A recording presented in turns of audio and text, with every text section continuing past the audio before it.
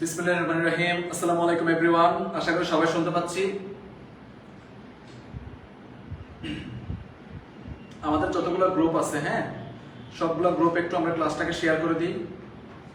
এবং স্পেশালি হচ্ছে আমাদের বাচ্চারা যারা হচ্ছে আজকের ক্লাসটা দেখতেছো, তোমাদের জন্য হচ্ছে অনেক কষ্ট হচ্ছে ক্লাসটা অ্যারেঞ্জ করা, ইমিডিয়েটলি সবগুলো স্লাইড বানানো সহ যাবতীয় ব্যাপারগুলো অ্যারেঞ্জ করা আমাদের জন্য একটু টাফ ছিল, কারণ আমরা যেহেতু হচ্ছে বাংলার বিষয়গুলো ডিল করি না, আমরা হচ্ছে ফিজিক্স কেমিস্ট্রি বায়োলজি দিয়ে বেশি অভ্যস্ত। সুতরাং হচ্ছে তারপরে তোমাদের কথাগুলো মাথায় রেখে হচ্ছে ইমিডিয়েটলি সবকিছু করছি, স্লাইড থেকে শুরু করে সবকিছু করছি। তবে তোমাদের কাছে একটাই রিকোয়েস্ট, সেটা হচ্ছে যারা যারা আমরা ক্লাসটা করতেছি সবাই কাইন্ডলি হচ্ছে ক্লাসটাকে একটু শেয়ার করে দিবা নিজেদের প্রোফাইলে, ঠিক আছে? ভাইয়ার জন্য হচ্ছে এইটুকু কষ্ট করো সবাই, ক্লাসটাকে হচ্ছে তোমাদের সবাই নিজেদের প্রোফাইলে একটু শেয়ার করে দাও। আমি এখন ক্লাস স্টার্ট করে দেবো। আমি হচ্ছে লাস্ট আমাদের গ্রুপগুলোতে একটু হচ্ছে ক্লাসটাকে শেয়ার দিয়ে দিচ্ছি। তোমরা হচ্ছে একটু দ্রুত শেয়ার করে দিয়ে দাও। আমি হচ্ছে ঠিক হচ্ছে 9:20 মধ্যে হচ্ছে ক্লাস শুরু করে দেবো ইনশাআল্লাহ। সবাই একটু দ্রুত শেয়ার দিয়ে দাও।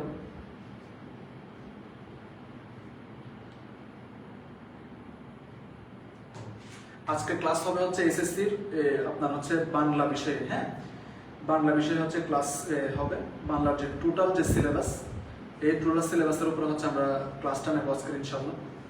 সো আসেন আস্তে আস্তে হচ্ছে ক্লাসে যাই। আমরা হচ্ছে আজকে দুটো জিনিস কভার করবো। নাম্বার 1 হচ্ছে উপন্যাস, আর নাম্বার 2 হচ্ছে নাটক। সুতরাং নাটক এবং উপন্যাস দুটো জিনিসই কভার হবে আজকে। সুতরাং ক্লাসে সবাই হচ্ছে অ্যাটেন্টিভলি হচ্ছে মনোযোগী হবা, এবং হচ্ছে আমরা ইনশাল্লাহ আশা করতেছি আজকে ক্লাসে যা পড়াবো তাই হচ্ছে ফাটাফাটি কমন চলে আসবে ইনশাল্লাহ, আশাবাদী আর কি। হ্যাঁ, ঠিক আছে ইনশাল্লাহ। তাহলে আমরা আজকের মতো ক্লাস শুরু করে দিই। আর সবাই একটা জিনিস একটু হচ্ছে তোমরা আমাকে এনশিওর করো সবাইকে ঠিক মতো শুনতে পাচ্ছ কিনা। যদি শুনতে পাও তাহলে বলো যে হ্যাঁ ভাইয়া এভরিথিং ইজ ক্লিয়ার, তাহলে হচ্ছে আমি ক্লাস শুরু করে দিতে পারি। সবাইকে ঠিক মতো শুনতে পাচ্ছ? আর তোমাদের যারা ফ্রেন্ড আছে তাদেরকে একটু মেনশন করবে। এই হচ্ছে ওভারঅল ব্যাপার সেবা, এই হচ্ছে ওভারঅল ব্যাপার সেবা সবাই। তাহলে এই হচ্ছে, এবার আমরা আস্তে আস্তে ক্লাসের দিকে যাই। ওকে, লেটস সি, ক্লাস শুরু করে দেবো। আমি এটাকে এখানে রেখে দিলাম। আসেন, একদমই সময় নষ্ট করবো না, যেহেতু তোমরা এসএসসি পরীক্ষার্থী, তোমাদের এখন প্রত্যেকটা সেকেন্ডের মূল্য আছে, ঠিক আছে? আমরা হচ্ছে ফুল সময়টাকে হচ্ছে কাজে লাগানোর চেষ্টা করবো। তাহলে আজকে ক্লাস শুরু করা যাক। আজকে হচ্ছে আমরা বাংলা ফার্স্ট পেপারে হচ্ছে উপন্যাস এবং নাটকের উপর হচ্ছে সুপার সাজেশন ক্লাসটা নিচ্ছি। সো ফার্স্ট অফ অল আমরা হচ্ছে উপন্যাস দিয়ে শুরু করি। সো উপন্যাস দিয়ে যদি শুরু করি যে হয়, তাহলে আমরা হচ্ছে এই জিনিসটাকে হচ্ছে স্কিপ করে দিই।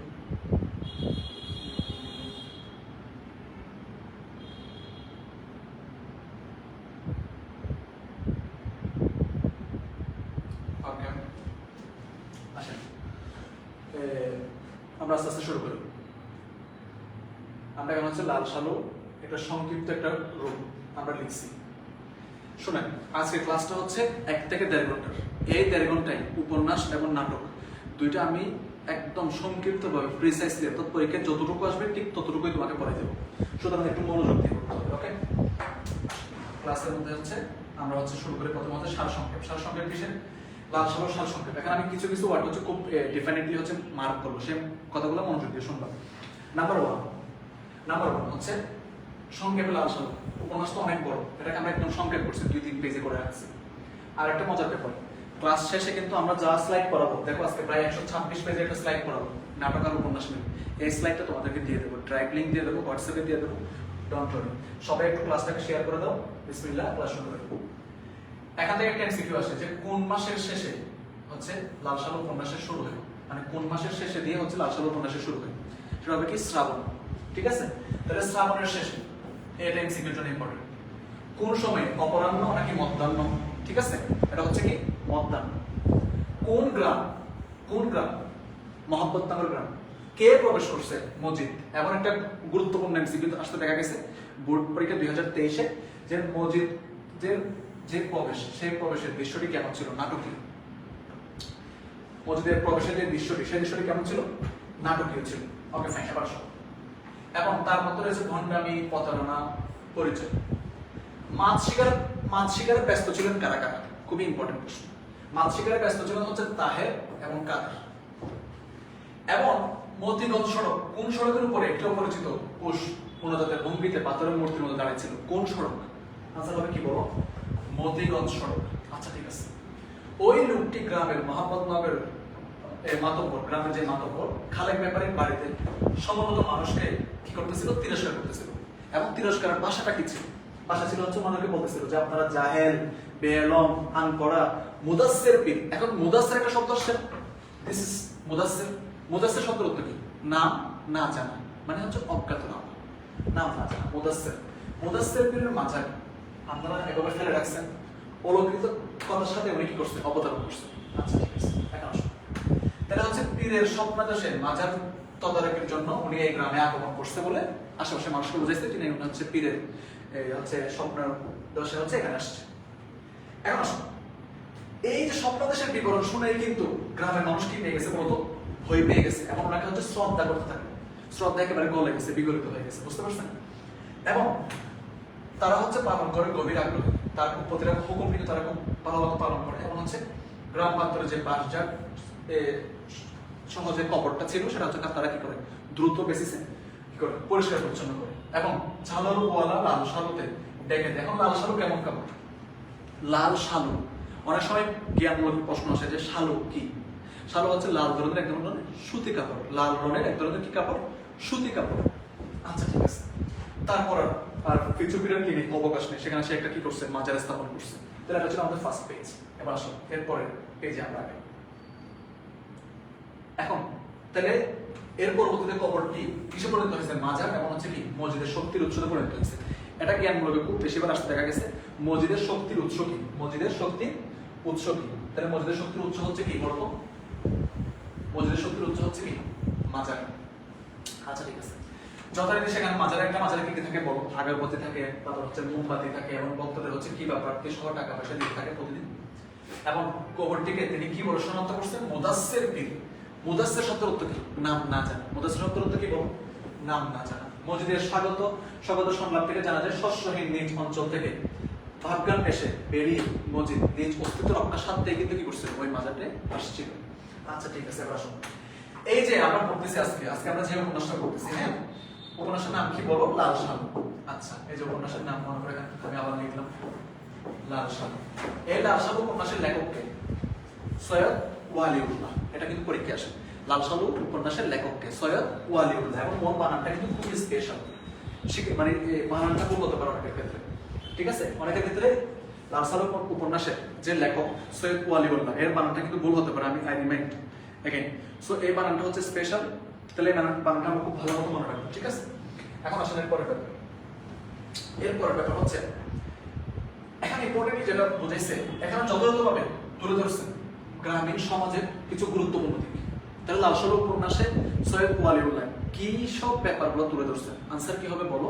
আনসার হবে কি? গ্রামীণ সমাজের গুরুত্বপূর্ণ দিক তুলে ধরছে। গ্রামীণ সমাজের কি তুলে ধরছে বলো? গুরুত্বপূর্ণ দিক তুলে ধরছে। Okay fine. এবার আসা গেল মাজারের আয় দিয়ে অল্প কিছুদিনের মধ্যে মসজিদ কিন্তু ঘর বাড়ির জমি জমার মালিক হয়ে গেছে, বুঝতে পারছো না?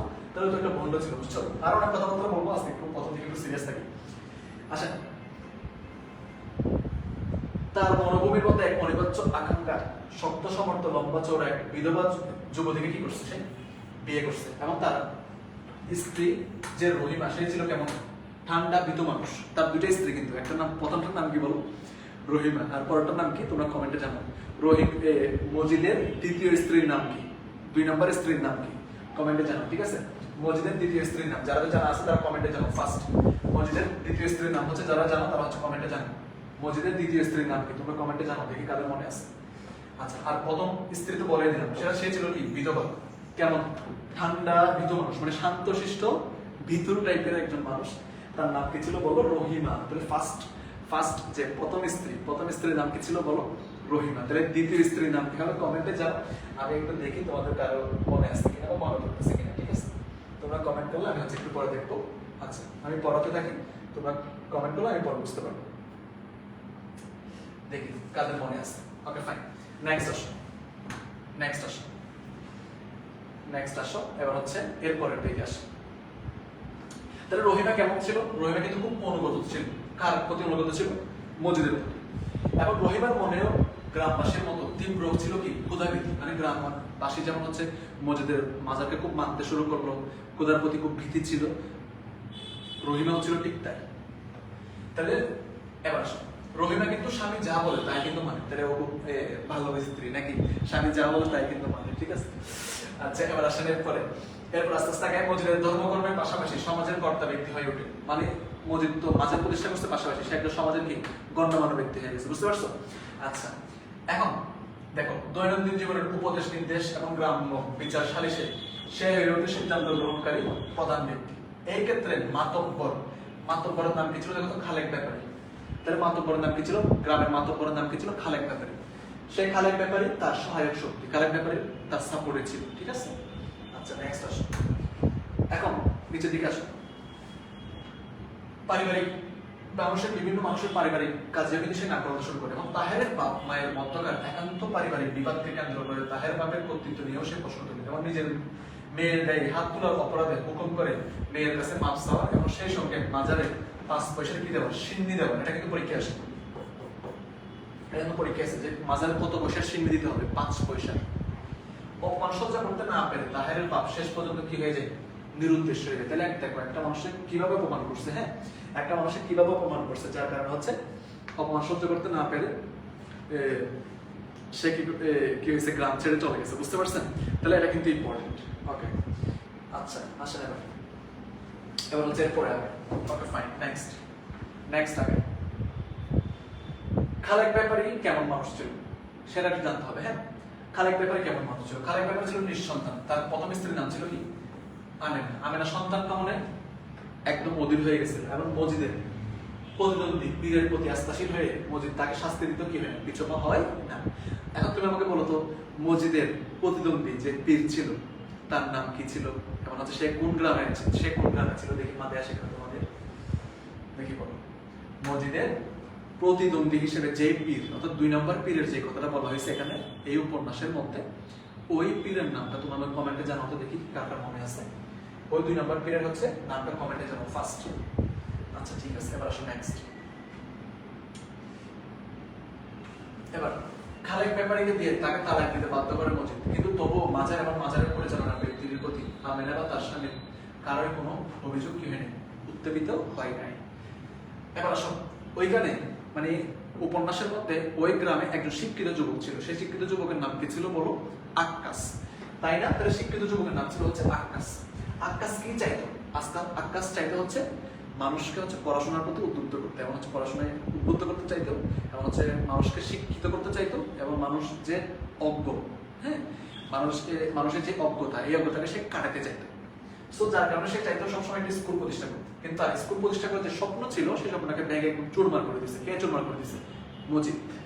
আচ্ছা ঠিক আছে, তাহলে মসজিদের কোড কোয়েশন প্রয়োগ করে সে আক্কাস গ্রাম ছেড়ে চলে যেতে বাধ্য হয়। এভাবে একের পর এক ঘটনার মধ্য দিয়ে উপন্যাসিক গ্রাম, সমাজ ও মানুষের বাস্তব চিত্র লাল সালু উপন্যাসে ফুটিয়ে তুলেছেন। ভেরি ইম্পর্টেন্ট আমাদের মোটামুটি ভাবে এই উপন্যাসের একটা সারসংক্ষেপ, অর্থাৎ উপন্যাসের একটা সামারি কিন্তু আমরা বুঝতে পারছি। এখন দেখো এই উপন্যাস থেকে যদি তুমি সিকিউ আনসার করতে চাও, তাহলে এইখানকার যে গুরুত্বপূর্ণ যে ক্যারেক্টারগুলো আছে, গুরুত্বপূর্ণ যে চরিত্রগুলো আছে, সেই চরিত্রগুলো সম্পর্কে তোমাদের জানতে হবে না বলো, অর্থাৎ কোন চরিত্রকে অ্যাপ্লাই করছে, যেমন মসজিদ কে ছিল, খালেক ব্যাপারী কে ছিল, হ্যাঁ এর হাসুনির মা কে ছিল। সো এরকম হচ্ছে ক্যারেক্টারগুলো সম্পর্কে তোমাদের জানা লাগবে। সো এবার আসে হচ্ছে আমরা এই ব্যাপারগুলো আসি। আচ্ছা শোনো, আজকে এখন যে সাজেশন ক্লাসটা চলতেছে, হ্যাঁ এই ক্লাসটার জন্য তোমাদের জন্য অনেক কষ্ট করা হচ্ছে, স্লাইড সহ সবকিছু রেডি করছি স্যার, কিন্তু তোমাদের একটা করণীয় থেকে এই যে সেটা হচ্ছে তোমরা অবশ্যই নিজেদের টাইম লাইনে আজকের ক্লাসটা শেয়ার করে দিবা, মাস্ট। এটা হচ্ছে তোমাদের প্রতি আমাদের চাওয়া, ঠিক আছে? সবাই হচ্ছে নিজেদের টাইম লাইনে হচ্ছে আজকের ক্লাসটা শেয়ার করে দিবা, মাস্ট শেয়ার করে দিবা। আচ্ছা ঠিক আছে, আচ্ছা আমরা হচ্ছে আবার উপন্যাসের একটা চরিত্র সম্পর্কে খুব ভালো আইডিয়া নেব। ওকে, সো ফার্স্ট চরিত্র যেটা উপন্যাসের প্রথম চরিত্র দেখো তো কে? মজিদ। উপন্যাসের প্রথম চরিত্র ছিল মজিদ। আচ্ছা এখানে সাদাটা মনে হয় খুব একটা ভালো ফুটতেছে না, কালো তো মনে হয় ভালোবাসে, কালো ইন্টারফেসটা মনে হয় ভালোবাসে, এই যে এখানকার কালো ইন্টারফেসটা মনে হয় ভালোবাসে, যদিও এখানে কালো হাতে মজিদও কালো হয়ে গেছে। যাই হোক আমি কালো ইন্টারফেসের করে, কালো ইন্টারফেসটা মনে হয় ভালোবাসে, মানে পড়িয়ে আর পাওয়া যায় মোটামুটি। আচ্ছা ঠিক আছে, আসলে কালো ইন্টারফেসে পড়ে, মজিদের ব্যাপারে পড়ে। মজিদ কেমন মানুষ ছিল? মজিদের একটা দেখো সুন্দর একটা ক্যারেক্টারিস্টিক, ও ছিল খুব স্বার্থপরতা ছিল তার মধ্যে। সে প্রতারণা করত, সরলতা করত, কুসংস্কারে বিশ্বাসী ছিল এবং অন্ধবিশ্বাসের এক প্রতীক হচ্ছে কি মজিদ। কুলতুম এমসিকি মিথ্যা ও কৌশল অবলম্বন করে সে মুদাসসির পীরের মাজার প্রতিষ্ঠার মাধ্যমে অর্থ সম্পদ ও সম্মানের প্রতিষ্ঠা পেতে কি ছিল তৎপর ছিল। তাহলে আমি আবারও বলছি, মুদাসসির মানে কি বলো? নাম না জানা, নাম না জানা। এবং নিজের প্রভাব প্রতিপত্তি সুদৃঢ় করার গ্রামবাসীকে ফসল ওঠার আনন্দে গান গাওয়ার প্রচলন বন্ধ করে দেন, নামাজ পড়া, দাড়ি রাখা বাধ্যতামূলক করে এবং মেয়েদের সহ্য চলাফেরা বাধা দেয় এবং মাতব্বর খালেক ব্যাপারের সঙ্গে স্বার্থের খাতিরে একজোট হয়ে যায় মজিদ। একজোট হয়ে কি করে? তাহের কাদেরের বাবাকে মেয়ের কাছ থেকে মাফ চাইতে বাধ্য করে এবং এই অপমান সহ্য করতে না পেরে সে কি হয়ে যায়? নিখোঁজ হয়ে যায়। একই সাথে শিক্ষিত যুবক যে ছিল আক্কাস, তার মোহাম্মদনগর গ্রামে যে শিক্ষার আলো ছড়ানোতে যে স্কুল প্রতিষ্ঠা করার যে ব্যাপারটা ছিল, সেই ব্যাপার কৌশলে মজিদ কি করে? স্কুল প্রতিষ্ঠার ব্যাপারটা নৎসাৎ করে দেয়। মানে স্কুল প্রতিষ্ঠা করার যে ব্যাপারটা ছিল সেটাকে সে বেস্ট দেবে। ঠিক আছে? সো এটা কিন্তু খুব ইম্পর্টেন্ট একটা তার কাছে মজিদের ক্যারেক্টারিস্টিক্স। হ্যাঁ, সাদা কালো করে দেখতে কিছু মনে করেন না, মজিদের আসল চেহারা কিন্তু এখন বুঝতে পারছেন? সাদা কালো মনে হচ্ছে লেখাগুলো ফুটে ভালো আর কি। আচ্ছা, এবার দেখো মজিদের ব্যাপারটা দেখো।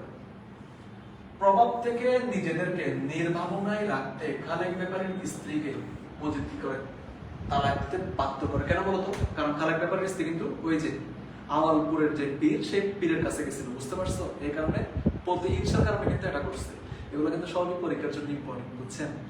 আচ্ছা, নেক্সট আসেন। এভাবে মজিদ আশেপাশের গ্রামের সবাইকে প্রভাবিত করে, অর্থাৎ তার কথায় মানুষ উঠে বসে, এক কথায় বলতে গেলে। ঠিক আছে? সে অল্প বয়সী জনপদ হচ্ছে বিয়ে করে এবং হচ্ছে খালেক ব্যাপারের প্রথম স্ত্রী আমেনা বিবির সুন্দর পা দেখে তার কামনায় কি হয়ে ওঠে? আগুন জ্বলে। তার মানে হচ্ছে মসজিদের শুধুমাত্র হচ্ছে মসজিদ যে মন্ড ছিল ব্যাপারটা তা না। হ্যাঁ, হালকা ক্যারেক্টার ডিলা হয়। বুঝতে পারছেন? মসজিদের কি হালকা ক্যারেক্টার ডিলা হয়, এটা মাথায় রাখতে হবে। ওকে, যাই হোক, এটা কথাবার্তা। এই কারণে আসলে উপন্যাস বলতে গেলে সবগুলো ক্যারেক্টারের সাথে আপনাকে নিজেকে মিশিয়ে ফেলতে হবে। ওকে, তাহলে পরে মজা পাবেন, পরে মজা পাবেন।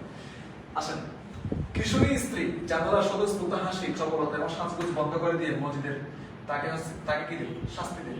কিন্তু মানবিক অন্তঃসংঘাতে মজিদের অন্তর এক পর্যায়ে প্রাণধর্মের তীব্র হয়ে ওঠে। শিলাবৃষ্টিতে ধ্বংস হওয়া ফসলের মাঠ থেকে তার মধ্যে তপ্ত ধর্ম ব্যবসায়ী, প্রতারক, শোষকের চরিত্র কি ওঠে? জেগে ওঠে। তাহলে খুবই ইম্পর্টেন্ট একটা বিষয়। এবং মজিদ লাল সাধু উপন্যাসের একাকী, মানবিক, দয়াবিহীন, নিঃসঙ্গদত্ত ও স্বার্থপর চরিত্র। ঠিক আছে? তাহলে এই জিনিসটা আমরা ইনশাআল্লাহ পাবো। আচ্ছা, ঠিক আছে, এবার আসুন নেক্সট। স্বার্থপর চরিত্র ইনশাআল্লাহ এবার এটুকু তো পারবেন ইনশাআল্লাহ। শোনো, এবার হচ্ছে খালেক ব্যাপারের চিত্র দেখে ছবি দেখেছেন? হ্যাঁ, কার মতো দেখে বলুন তো, কার মতো দেখে বুঝতেছেন খালেক ব্যাপারে কার মতো?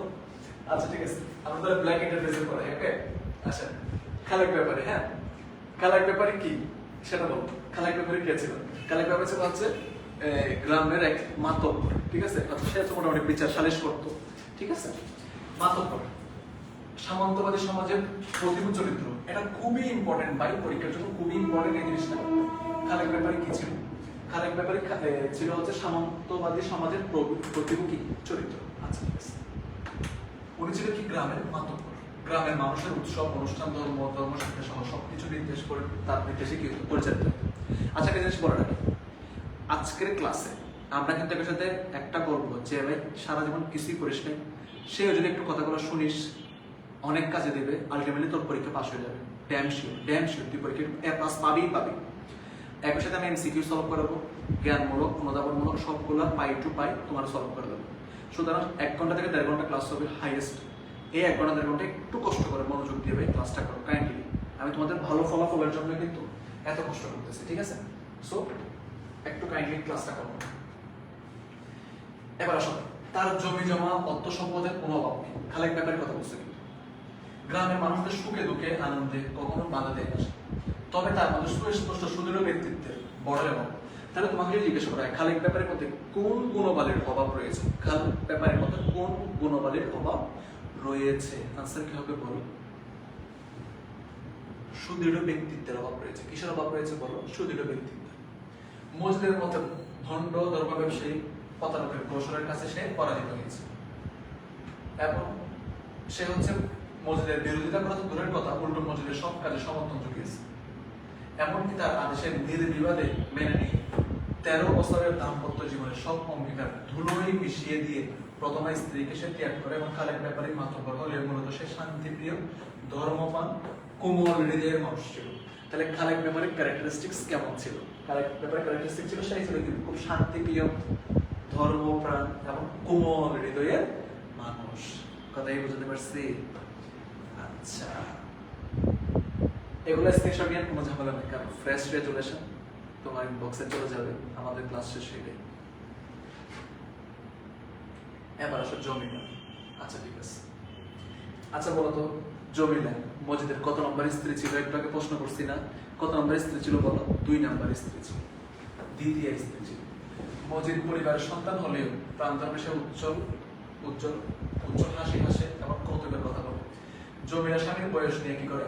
কটাক্ষ করে এবং স্বামীর রক্তচক্ষু শাসন মানতে চায় না। সেই মসজিদের নিষেধ উপেক্ষা করে, তার ধমককে অবহেলা করে, এমনকি নামান্ত পড়তে পড়তে যায় নামাজে সে কি করে, মানে এটা নামান্ত এটা নামাজ হবে, হ্যাঁ, নামাজ পড়তে পড়তে সে কি করে যায় নামাজে শুয়ে ঘুমিয়ে যায়, শুয়ে পড়ে সাথে। আচ্ছা, তাহলে বিয়ের প্রথম দিকে জমিলা কিন্তু বেশ নরম ছিল, শান্ত ছিল। পরে ধীরে ধীরে মসজিদের বুদ্ধ স্বভাব, স্নেহ মমতাহীন কথাবার্তা শুনে কিন্তু সে এমনটা হয়েছে। আচ্ছা ঠিক আছে, এখানে এই কথাবার্তা বলছে। সে কিন্তু রহিমার কাছে গিয়ে নিশ্চিন্তে ঘুমায়, নিঃসঙ্গ বোর্ডের কান্না জমিলাকে কষ্ট দেয়। মাজার ও মসজিদের প্রতি সে বিরূপ হয়ে ওঠে এবং মসজিদের অন্যায়, শোষণ, কুসংস্কার, অন্ধবিশ্বাসে কি হয়ে প্রতিপক্ষ হয়ে ওঠে। তাহলে এগুলো ছিল জমিলার ক্যারেক্টারিস্টিক্স। এবার আসো রহিমা।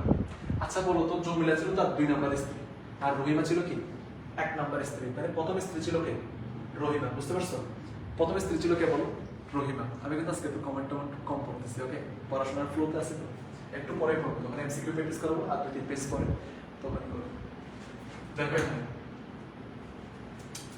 রহিমা লালসান উপন্যাসের অন্যতম প্রধান নারী চরিত্র হচ্ছে রহিমা, যে হচ্ছে কি মসজিদের প্রথম স্ত্রী। সরল শান্ত স্বভাবের ছিল উনি এবং একই সাথে দেখো তার শক্তি, তার চৌড়া দেহ বা বাইরের পুরুষ মাত্র, আসলে সে ঠান্ডা মৃদু মানুষ। স্বামী তাকে ধীর পায়ে নিঃশব্দে হাঁটতে বললে, আস্তে কথা বলতে বললে সে কিন্তু কি তাই মেনে নেয়। অত মোট কথা সে স্বামীর কথা মেনে নেয় এবং সাংসারিক কাজ করবে সে আসলে পারদর্শী। মা হতে পারেনি বলে তার দুঃখ হয়। তাহলে রহিমার দুঃখ কি? রহিমার দুঃখ হচ্ছে যে সে কি হতে পারেনি? মা হতে পারেনি। ঠিক আছে? আচ্ছা ঠিক আছে, এবার দেখো এখানে একটা কথা লেখা আছে, স্বামীর কথায় সাই না দিয়ে সে কিন্তু একটা সুস্পষ্টভাবে কথা বলে। সেই কথা হচ্ছে মসজিদ যখন জমিলাকে শাস্তি দিলেন, রহিমা তা মেনে নিতে পারে, তাই সে হচ্ছে কি স্বামীর কথায় সাই না দিয়ে একটা কথা বলে, হচ্ছে দান দিয়া কি হবে যদি মানুষের জানি না থাকে। এটা কিন্তু জ্ঞানমূলক প্রশ্ন খুব আসে যে দান দিয়া কি হবে যদি মানুষের জানি না থাকে। কত বড় কথা, ঠিক আছে? এবং হচ্ছে মানবিক প্রাণধর্মের প্রেরণাতে হচ্ছে সে মাতৃত্বের জাগানো ব্যক্তিত্বের বিকাশ ঘটিয়েছে। বৈশিষ্ট্যে তাকে ব্যতিক্রমী চরিত্র হওয়ার মর্যাদা দিয়েছে। এই হচ্ছে তোমার রহিমার চরিত্র। এবার তাহের কাদের বাপ। তাহের কাদের বাপ দেখতে কেমন ছিল জানো? এই এটা ছিল রহিমা, এটা ছিল তাহের, এটা ছিল কার বাপ বলেন? এটা ছিল কার বাপ? তাহের কাদের বাপ। ঠিক আছে? আচ্ছা, তাহের কাদের বাপ। তাহের কাদের বাপ কেমন মানুষ বলো? তাহের কাদের বাপ হচ্ছে বৃদ্ধ। ঠিক আছে? বৃদ্ধ পুরুষ চরিত্রের জন্য হচ্ছে সে একটা করছে। এই ব্যক্তি তাহের কাদের বাপ, অর্থাৎ এখানে নাম বিহীন, এই চরিত্র অসম্ভব রাগ ও জেদ লক্ষ্য করা যায়। এখানে কিন্তু তাহের কাদের বাবার যে নাম, সেই নামটা কিন্তু উল্লেখ ছিল না উপন্যাসে। সো ওর কিন্তু নাম আলটিমেটলি জানা যায়নি কি নাম ছিল। ওর পরিচয় ছিল এটা যে সে হচ্ছে কি তাহের কাদের বাপ। তার ক্যারেক্টারিস্টিক ছিল কেমন? সে খুবই রাগী এবং জেদি একটা মানুষ। ঠিক আছে? সে সবসময় স্বাভাবিক, বুদ্ধিমান, কর্মঠী ছিল এবং দৃষ্ট প্রকৃতির এক বৈচিত্র্যময়। ভাইয়ের সঙ্গে যুদ্ধ জমি নিয়ে মারামারি ও মামলা মোকদ্দমায় বিশেষ হওয়াতে তার অবস্থা এখন স্বাভাবিক নয়। তার কত ছেলে বলো? 3 ছেলে এবং হচ্ছে 1 মেয়ে। 3 ছেলে সংসারের বোঝা আর মেয়েটিও এক সন্তান নিয়ে তার বাড়ি দিয়ে যাবে। তাহলে এটা কিন্তু মাথায় রাখতে হবে। তাহের কাদেরের বাবার কত ছেলে মেয়েছিল বা কতজন ছেলে মেয়েছিল? কতজন ছেলে মেয়েছিল বলো? 3 ছেলে 1 মেয়ে। 3 জন ছেলে 1 জন মেয়ে। এবং দারিদ্র্যের পীড়নে সে অতিষ্ঠ ও পরাজিত। স্ত্রীর সঙ্গে সে কলহ করে, মাঝে মধ্যে তাকে প্রহার করে। প্রহার মানে কি বলতো? মায়ের বউরে পিড়ে উঠতো, তাহলে এটা কিন্তু খুব খারাপ জিনিস, বউরে কিন্তু পিটা যাবে না। ওকে, এসব এসব কিন্তু করা যাবে না, বুঝতে পারছেন? বউরে পিটা কি ভালো জিনিস বলেন? বউরে পিটা আছে খুবই খারাপ জিনিস, এসব কিন্তু করা যাবে না। তো এটা তো বাবাই জানে, ঠিক আছে? আচ্ছা আচ্ছা, আসেন এরপর আসেন সে হচ্ছে উচ্ছেদ বা সে গালাগালে এমনকি তার ব্যক্তিত্ব সম্পর্কে কটাক্ষ করে, এই সমস্ত বিষয়গুলো একটু জানবো। সে কিন্তু লাস্টে ওই যে অপমান সহ্য করতে না পারে, কিন্তু রাতে কি হয়ে যায় নিরুদ্দেশ। হাসুনির মার ক্যারেক্টারিস্টিক্স এখান থেকে দেখো, হাসুনির মার ক্যারেক্টারিস্টিক্স দেখো কত সুন্দর করে হচ্ছে কথা করতেছে বাচ্চারা। দেখো লাশালো উপন্যাসের এক দুস্থ নারী হচ্ছে কি হাসুনির মা।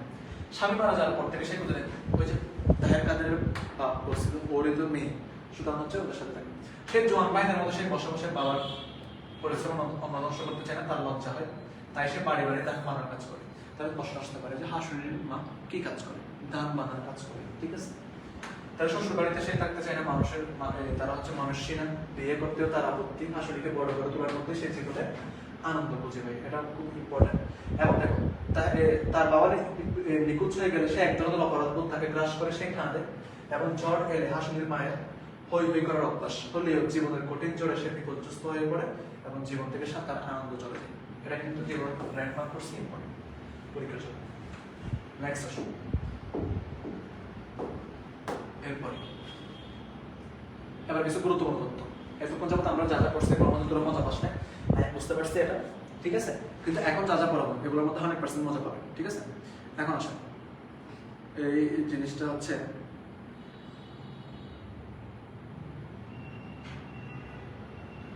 অনেকগুলো তোমার দেখে অনেকগুলো কমেন্ট করছে, ঠিক আছে? কমেন্ট সবাই পড়বো একটু পর, এখন নয়। আচ্ছা, আরেকটু পরে আসেন। এবার এখানে কি লেখা আছে দেখেন, রাত যত গভীর হয় আগুন হয়ে ওঠে মাথা ত্রিকার মসজিদের। এবার বিষয়টি কি ফুটে ওঠে? প্রতিহিংসা ফুটে ওঠে। হ্যাঁ, সালো সদরত গেলে আলোনের কাপড়। মোদাসের মানে কি নাম না জানা, শস্যের চেয়ে টুপি বেশি, ধর্মের চেয়ে আগাছা বেশি বলতে কি বুঝাইছে? গুরুত্বপূর্ণ এক কি ধর্মীয় বুড় আমি বেশি বুঝাইছি। মোহাম্মদনগরের মাজারটি গড়ে উঠেছে মুদাসসির পীরের কবরকে ঘিরে। মসজিদ মুদাসসির পীরকে স্বপ্ন দেখে মোহাম্মদনগরে ছুটে আসে। অলসতার কারণে জমিলে আসা নামাজ পড়তে পারে না। মাজার সংস্কার খরচ বহন করে খালেক ভাই 2-3 বছর পর পর মাজার সংস্কার করা হয়। এমন হচ্ছে সন্তান লাভের আশা রেখেছিল কে? আমিন। মাজার উজু করে প্রবেশ করতে হবে। আওয়ালপুরের পীরের কাছে পানি পড়া আনতে চাওয়া ব্যাপারটা ঘোড়া রেখে কিসের মতো? ঘাস খাওয়ার মতো। মসজিদ খালেক ব্যাপারে আমিনাকে তার একবার কথা বলে আওয়ালপুরে না গিয়ে ধলা মিয়া মসজিদের কাছে পানি পড়া আনতে যায়। একই সাথে মসজিদ মতিগঞ্জ সড়ক দিয়ে আওয়ালপুর থেকে ফিরে আসেন এবং মসজিদের শক্তির মূল উৎস ছিল কি? মাজার। পীর সাহেব বট গাছের তলে বসে থাকেন এবং আমিনাকে সন্তান লাভের জন্য মাজারে কি দিতে হবে বলতো? 7 ভাগ দিতে হবে। এটা কিন্তু খুবই ইম্পর্টেন্ট। কত ভাগ দিতে হবে? 7 ভাগ দিতে হবে, ঠিক আছে? এবার তোমরা নিজেরা একটু পড়ো, এখানে কি লেখা আছে পড়ো, নিজেরা একবার পড়ো, একটা কমেন্ট দেখি।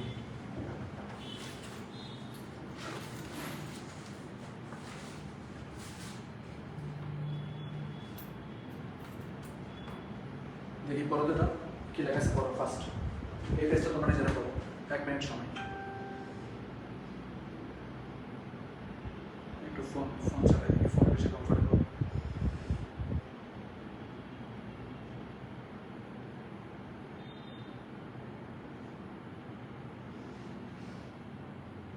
পড়েন ফার্স্ট।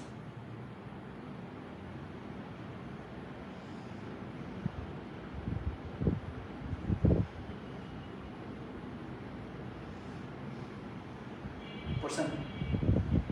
এটা পড়া হয়ে গেলে আমি হচ্ছে একটা প্রশ্ন করবো। এই পেজটা পড়া হলে আমি একটা প্রশ্ন করবো, দেখি তোমাদের মাথায় থাকে কিনা।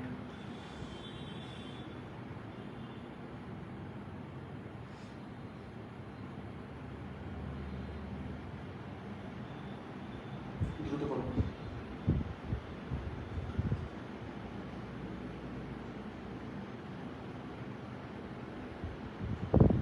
ফার্স্ট পড়া শেষ করো।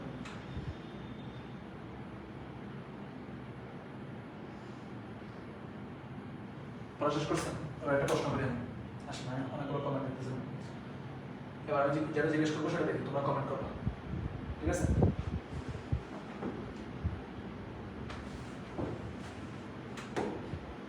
বলো। মহব্বত নগরের কত গ্রাম পর? আবার বলবো, কমেন্ট করো, আনসার করে এই কোয়েশ্চেন আনসার করো, আনসার করো। মহব্বতনগর গ্রামের কত গ্রাম পরে হচ্ছে আওয়ালপুর? ফার্স্ট দ্রুত করতে হবে, সময় একেবারেই কম, দ্রুত করতে হবে।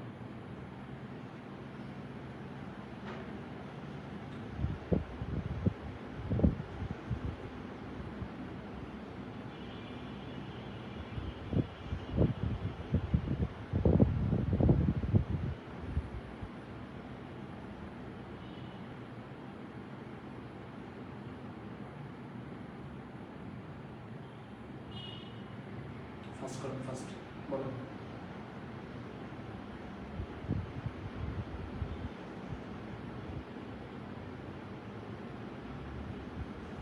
বলেন বলেন বলেন, দেখি কমেন্ট করে দেখি। 3 গ্রাম পর ফজলুর রহমান, এটা আমার স্টুডেন্ট, ঠিক আছে। মৌলি বলছে 3, স্বপ্ন বলছে 3, very good, very good, very good. তোমরা তো দেখি ভালোই পড়াশোনা আছে, ভেরি গুড, সাবাস, যারা পারছেন ভেরি গুড। কেমন বলছে, আমি নেক্সট করে আসি। দেখেন না কি নাম, দেখেন খেতানের মা আর নাম পেয়ে নেই। খেতানের মা কিসে কষ্ট পাচ্ছে? পক্ষপাতে কষ্ট পাচ্ছে, ইম্পর্টেন্ট। জমিরা কেমন ঘুম খাতুর হয়েছে বলবো, সে নামাজ পড়তে পড়তেই ঘুমাইছে, তাহলে ঘুম খাতুর না বলবো। এখন আসো লাসার উপন্যাসের নিজের নাম কি? Tree without root. এখন তোর আবার কিছু আছে বুদ্ধিজীবী, লাসার উপন্যাসের ইংরেজি নাম কি? এই যে প্যাসেঞ্জার যেভাবে লিখিস এভাবে লিখে দিয়ে চলে আসিস, যে লাল সার, ঠিক আছে। সার একদম সুন্দর করে খারাপ লাল করে জিরো, লাল লাল লাল বন্ধের একটা জিরো দিয়ে বসে থাকবে, ঠিক আছে, এভাবে লিখে দিয়ে চলে আসিস। তাহলে লাল সাগর ইংরেজি অনুবাদ কি বলো? Tree without roots, three without কি রুটস, মনে থাকবে ইনশাআল্লাহ। আচ্ছা ঠিক আছে, একটু করে জিজ্ঞেস করবো। মসজিদের পূর্বে কোন পাহাড়ে থাকতো? গারো পাহাড়ে। লাল সাগর কেমন উপন্যাস? সামাজিক সমস্যা উপন্যাস। মসজিদ গ্রামবাসীদের কি বলছে? জাহেল বলছে।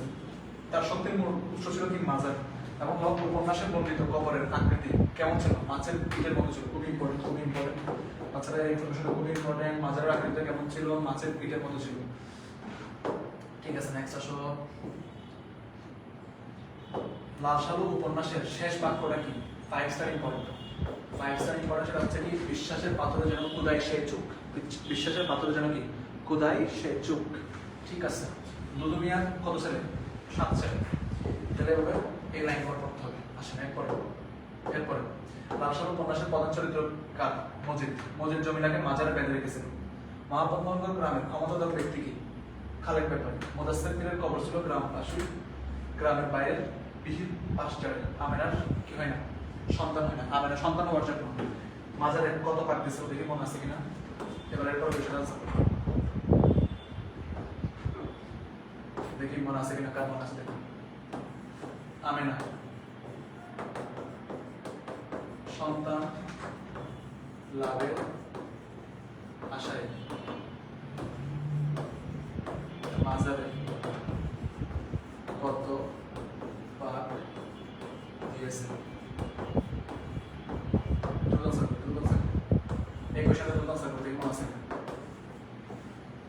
সন্তান লাভের আশায় কত পাক দিয়েছে দেখে বলো, দ্রুত বলো, ফার্স্ট।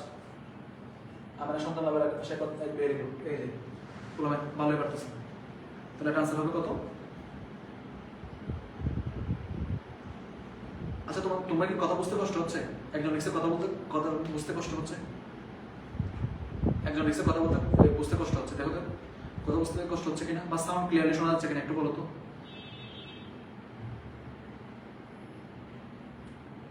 সাউন্ড ক্লিয়ারলি শোনা যাচ্ছে? বাচ্চারা সাউন্ড ক্লিয়ারলি শোনা যাচ্ছে? শুধু সাউন্ডের কথাটা একজন বলো, সাউন্ড ক্লিয়ারলি শুনতে পাচ্ছ কিনা একজন বলো।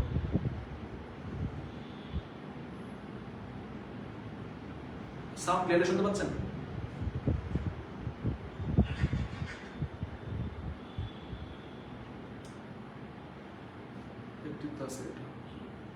সাউন্ড ক্লিয়ারলি শুনতে পাচ্ছেন?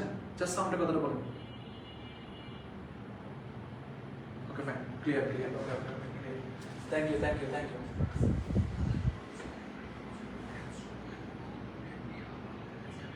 ঠিক আছে ঠিক আছে, সাউন্ড ক্লিয়ারলি শুনতে পাচ্ছেন তাই?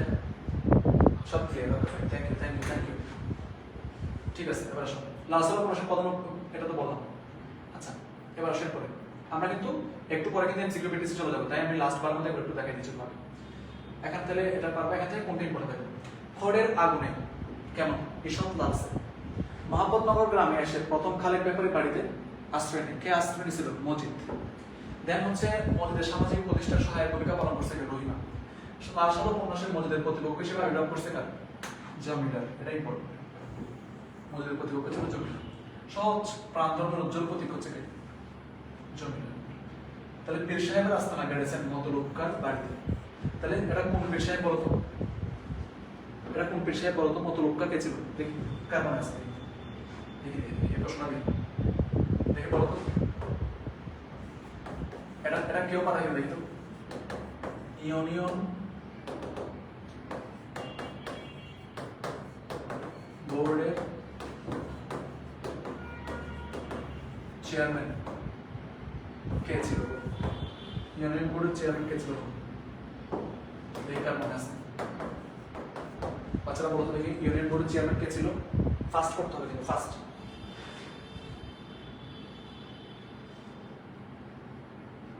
বলো বলো বলো। একজন বলছে ভাই মোহাম্মদনগরের মোহাম্মদ এখানে কেউ গুনছে না, গুনছে গুনছে তোমার টাইম পড়তেছে, তোমার কমেন্টে ভালো ছিল। বলো দেখি ইউনিয়ন বোর্ডের চেয়ারম্যান কে ছিল ফার্স্ট? বলো ইউনিয়ন বোর্ডের চেয়ারম্যান কে ছিল? দেখি বলো ইউনিয়ন বোর্ডের চেয়ারম্যান কে ছিল ফার্স্ট? বলো দেখি কার মাথায় আসে আগে। মতলবকা। Very good very good. এটা প্রথম বলছে হচ্ছে মৌলিয়াবা। ঠিক আছে মতলবকা। ঠিক আছে, তাও সবই করতেছে। Very good excellent. তোমাদের প্রিপারেশনটা বাবা খুবই ভালো। ঠিক আছে, খুশি হয়ে যাচ্ছে। নেক্সট আসুন, তাহলে এটা পারবেন চলো। এবার এখানে আসুন, একটু পরে আমাদের লাস্ট পেজ। এগুলো তোমরা সবাই পারো। মোহাম্মদ স্কুল করতে চাইছিল কে? আকাশ। মসজিদের মধ্যে পেটে 7 বেডের থাকলে কি হয় না? 7 বেডের উপরে থাকলে, পেটে 7 বেডের উপরে থাকলে কি হয় না? সন্তান হয় না। হ্যাঁ, মসজিদ আমেনা বিবির চিকিৎসার ভার নিয়েছিল প্রতিশোধের মোহে। কিসের জন্য? প্রতিশোধের মোহে। গুরুত্বপূর্ণ জিকির। মসজিদের দেহাকৃতি বেটে ছিল, মানে একটু ছোট ছোট মানুষ, ঠিক আছে? সেগুলো কিন্তু সাইজে ছোট হয়, এগুলো বুদ্ধি কিন্তু খুব তীক্ষ্ণ হয়। এই যে মসজিদ কিন্তু এটা বোঝা যায়, ঠিক আছে? এগুলো কিন্তু করা। জামিলারে পেয়ে রহিমার মনে কিসের ভাব জাগে বলতো?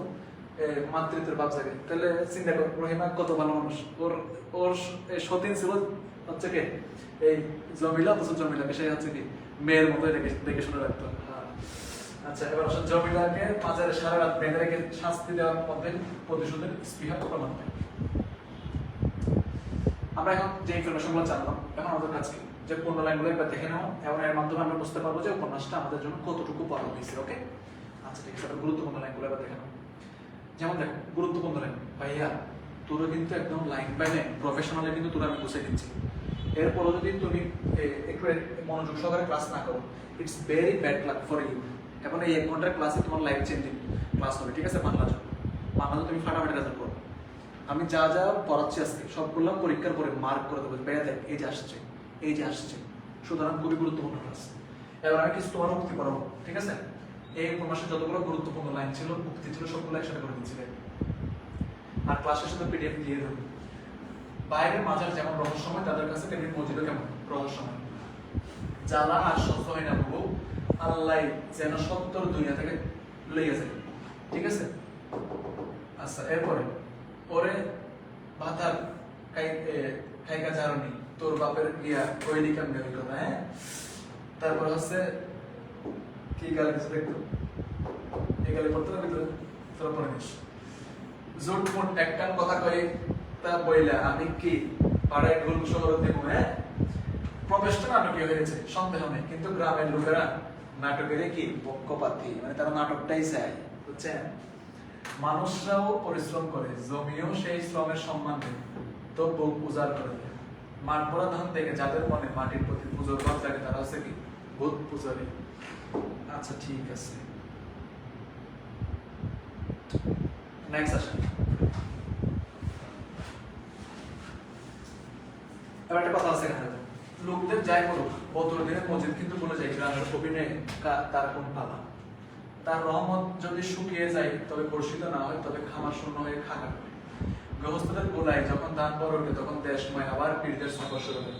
তাহলে পীরদের সফর কখন শুরু হয়? যখন মানুষের মধ্যে দান বেশি বেশি, ঠিক আছে, দান, তারপর হচ্ছে গরু ছাগল এগুলো যে নিয়ে তাহলে ভালো থাকে। তারপর আচ্ছা ভাই আপনি গালিগুলো দেখে নেন, ঠিক আছে নাকি? আমি আচ্ছা ঠিক আছে, ওকে। আমি এখানেই দেখি আমার, আমি কেমন যেন আমার ফোনে দেখে অনেক বেশ মজা লাগে, ঠিক আছে, ফোনে দেখে ভালো লাগে, কমেন্টগুলো ফোনে দেখে আমার বেশ ভালো লাগে। আচ্ছা ও যাই হোক, আমি হচ্ছে পরের মাঝখানে ফ্লো হারা করতেছি, আমি হচ্ছে পরের লাইন চলে যাই, ওকে। এবার আসেন নেক্সট, বাচ্চারা দেখো খেয়াল করো। আচ্ছা এখানে আসো, ক্লাস 10 পড়বা। এক সময় ভাবে কালার দিয়া সব শাখা পড়ে আবৃত নকল মাজার কেন্দ্র উপযুক্ত শিক্ষা এবং নিমক হারামের যথার্থ প্রতিনিধি, ঠিক আছে, এটা মনে রাখবা। দেখি এই উক্তিটা কার বলতো, দেখি এই উক্তিটা কার, দেখি বলো, এই উক্তিটি কার, এই উক্তিটি কার, দেখি বলো তো, এই উক্তিটি কার, এই উক্তিটা মানে এই কথাটা কে বলছে, দেখি বলো, মাথায় আসে না দেখি তোমাদের, বলেন এই উক্তিটি কার, দেখি বলেন, দেখি মনে আছে এই উক্তিটি কার, বলেন ফার্স্ট এই উক্তিটি কার, বলেন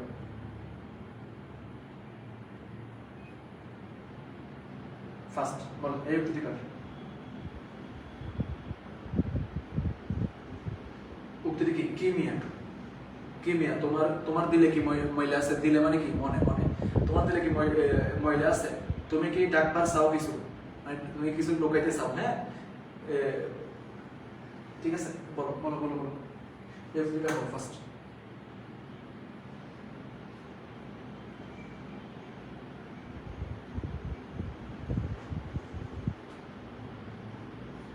মসজিদের, ভেরি গুড। এই উক্তিটা হচ্ছে মসজিদের, একজন বলছে জমিটা না, জমিটা হবে না, এটা হবে মসজিদের, ঠিক আছে, এই উক্তিটা কিন্তু মসজিদে করছে, বুঝছেন, একজন বলছে খালেক ব্যাপারে না, এটা হচ্ছে মসজিদ, ঠিক আছে, মসজিদের, ভেরি গুড। যারা বলছে মসজিদ এক্সেলেন্ট, খুব ভালো আনসার করছে, পরীক্ষা কোনো ইতিহাস করে। আচ্ছা ঠিক আছে, এবার দেখো কুলার জিনিস, কুলার তুলে লেগে গেছে, খেলোয়াড় চলে গেছে, খেলবে কার সাথে, তাই যেন চুপচাপ থাকে, ঠিক আছে, সোহবত সোয়ালে তোয়ালে কোনা, সুসঙ্গে মানুষকে কি করে ভালো করে, অর্থাৎ সোহবত মানে হচ্ছে সাথে থাকা, ঠিক আছে, ভালো সোহবতে থাকলে মানুষ ভালো হয়, ব্যাপারটা এমন আর কি। সোহবতে তোয়ালে কোনা মানে কুসঙ্গ হচ্ছে কি করে তাকে আরো খারাপ করে, যত সব শয়তানি বেদাতি কাজ করে, কোথার সংস্কার, একথা কে বলছে সে বুঝতে পারছিস মসজিদ কেন, তখন তো পীর ধরে রাখবার পারলো না পুরস্কারে, তাহলে এগুলো বলছে, এগুলো পারবে ইনশাআল্লাহ। তাহলে এবার এখানে একটা কথা বলছে, এটা জানবা, তাকেও কথা শুনলে পুরুষ মানুষ আর পুরুষ থাকে না, মেয়ে মানুষের অদম হয়ে যায়, তাকে কথা শুনলে কি দুনিয়া চলে, এই কথাটা ইম্পর্টেন্ট, বুঝতে পারছেন, এই কথাটা ইম্পর্টেন্ট, এটা অবশ্যই জানতে হবে। এবার আসো নেক্সট, কথা বলতে শুরু হয়েছে। আচ্ছা এবার আসো নেক্সট, মওতের আগে খোদার কাছে কি মাপ চাইছিল তোহরের মা, এটা কিন্তু ইম্পর্টেন্ট। তাহলে আমরা গুরুত্বপূর্ণ লাইনগুলো একবার আমরা হচ্ছে শিখ থেকে পড়বো, ঠিক আছে। এবার নেক্সট আসি। আচ্ছা দেখি তোমাদের মধ্যে কে পারে, দেখি তুমি না মুসলমানের ছেলে, ধাড়ি কই তোমার, এটা কাকে বলছে, এই কথাটা কাকে বলছে, এই কথাটা দেখি পারো কিনা, কাকে বলেছে দেখি বলো তো, এটা কাকে বলেছে, তুমি না মুসলমানের ছেলে, তোমার দাড়ি কই মিয়া, ঠিক আছে, এই কথাটা কাকে বলছে দেখি বলো তো, ফার্স্ট বলো ফার্স্ট বলো, এটা কাকে বলছে, তুমি না মুসলমানের ছেলে, দাড়ি কই মিয়া, এই কথাটা কাকে বলছে বলো।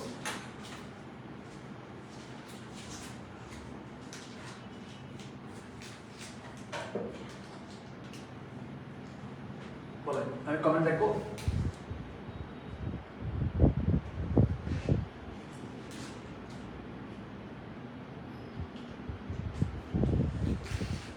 একজন প্রশ্ন করছে ভাই আমি কি মসজিদের মতো 2 বিয়ে করতে পারবো, নাম হচ্ছে ওয়াদুত হোসেন, তুই তো ভাই ছেলে, তুই 4 বিয়ে করতে পারবি, ঠিক আছে, 2 বিয়েতে কমে যায়। কিন্তু শর্ত আছে, সার্বিয়া নেমন সেলে করা যাবে না, শর্ত আছে, ইসলামী শর্ত আছে। ভেরি গুড, তোমরা সবাই পারছো, আকাশকে বলছে ভেরি গুড, ভেরি গুড। ঠিক আছে, এবার হচ্ছে নেক্সট। ঠিক আছে, দেখে এবার আরেকটা প্রশ্ন করি।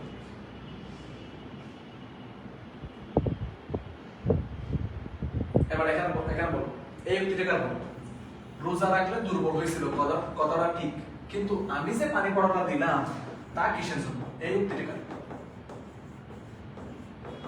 এই উক্তিটা বলো দেখি, এই উক্তিটা বলো দেখি, ফার্স্ট কমেন্ট করতে হবে। এই দুটো কোয়েশ্চেন আনসার নিয়ে হচ্ছে আমরা এরপর স্টেপে চলে যাব। এই দুটো কোয়েশ্চেন আনসার নিয়ে হচ্ছে আমরা এরপর স্টেপে চলে যাব।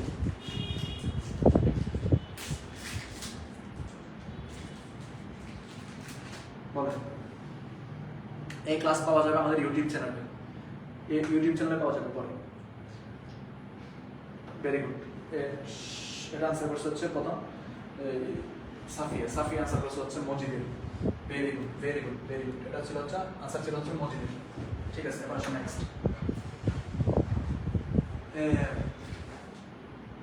এটা আমরা বলবো যে মুসলমানের মাইয়ারা হাসি কেউ কোনো শুনে না, ঠিক আছে, তোমার হাসি যেন কেউ না শুনে। শোনা মানে কি? শোনা, শোনা, শোনার কথা বলছে। রূপ দিয়া কি হইব? মাইন্সের রূপ কদিনেরই জীবন তার। তোমার এত দুঃসাহস, তুমি যাই না মাঝে ঘুমাইছো, তোমার দিলে কি একটু মোর বইডন নাই? ঠিক আছে, এটা কারে বলছে? জমিলারা বলছে। কে বলছে? মজিদ বলছে। বিবি, কারে বিয়া করলাম? তুমি কি বলতে দিছিলা নি? ঠিক আছে, তুমি বলো এই কথাটা কারেক্ট, এটা হচ্ছে মজিদের। ঠিক আছে, এখানে তো মেইন ক্যারেক্টার তো মজিদ, সেই তো বেশিরভাগ কথাবার্তা বলতেছে। আচ্ছা, এগুলোই তো পরে বেশ ভালো লাগতেছে। তার দিয়ে কি হবো? মানুষের জান যদি না থাকে, এটা যদি তুলনা না পাইস তাহলে তোর মারবো। একটু আগে এসে গেছি, দেখি বলো এই উক্তিটি কারে? দ্রুত বলো, এই উক্তিটি কারে? 5 স্টার ইম্পর্টেন্ট। আচ্ছা বলো, এই উক্তিটি কারে? দ্রুত বলো, এই উক্তিটি কারে? স্বপ্ন। Very good. জান দিয়ে কি হবো? মানুষের জান যদি না থাকে, বলো এই উক্তিটি কারে?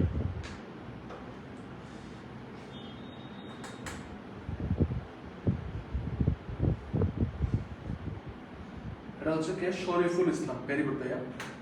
মোহাম্মদ হোসেন, ও তো ভালো পারতেছে। Very good, very good. এটা হচ্ছে আনসার হবে, এই উক্তি হচ্ছে রহিমার। ভেরি গুড, তোমরা যারা পারতো সবাই এক্সেলেন্ট, ভাই খুব ভালো লাগতেছে, তোমাদের প্রিপারেশন খুব ভালো হচ্ছে ইনশাআল্লাহ। আরো আমরা করতে দেখি সামনে, ঠিক আছে? এই যে নাফরমানি কইরো না, কোথার উপর তাওয়াক্কুল রাখো, এই কথা কি বলছে? এসব ধর্মীয় ব্যাপার স্যাপারে কথাবার্তা তো মজিদই বলছে, তাই না? সো এটা মজিদ। আচ্ছা, এবার আসো এখানে। চলো, আমরা 2023 সালের এই এখান থেকে আসে সবচেয়ে ইম্পর্টেন্ট কিছু এমসিকিউ করে ফেলি, কিন্তু একটা এমসিকিউর জন্য আমি বেশি সময় দিতে পারবো না। একটা এমসিকিউর জন্য সেফ 1 মিনিট করে সময়। দেখবি, আনসার করবি, দেখবি, আনসার করবি। 1 2 3 4, একের ক নাকি খ সেটা আনসার করবি জাস্ট। ঠিক আছে ভাই? আচ্ছা, 2023 সালের বোর্ড এমসিকিউ সব করে দিচ্ছি। দেখবে এই মজিদ মোহাম্মদনগরের গ্রামে যে প্রবেশ করে সেটা কেমন ছিল? এই দুটো হবে নাকি এই দুটো হবে? আনসার করো ফার্স্ট, 1 মিনিট সময়। এটা হচ্ছে 1 নম্বর এমসিকিউ, আমি এখানে নাম্বার লিখেছি। এটা হচ্ছে 1 নম্বর এমসিকিউ, এটা হচ্ছে 2 নম্বর এমসিকিউ। মোহাম্মদনগর আগমনের পূর্বে মসজিদ কোথায় ছিল? এই দুটো অপশন থেকে এই দুটো অপশন থেকে কোনটা হবে? ক খ গ ঘ। 1 নম্বর আর 2 নম্বর এমসিকিউ দেখি, বলো, দ্রুত বলো, আমি দ্রুত কমেন্ট করে চলে যাবো।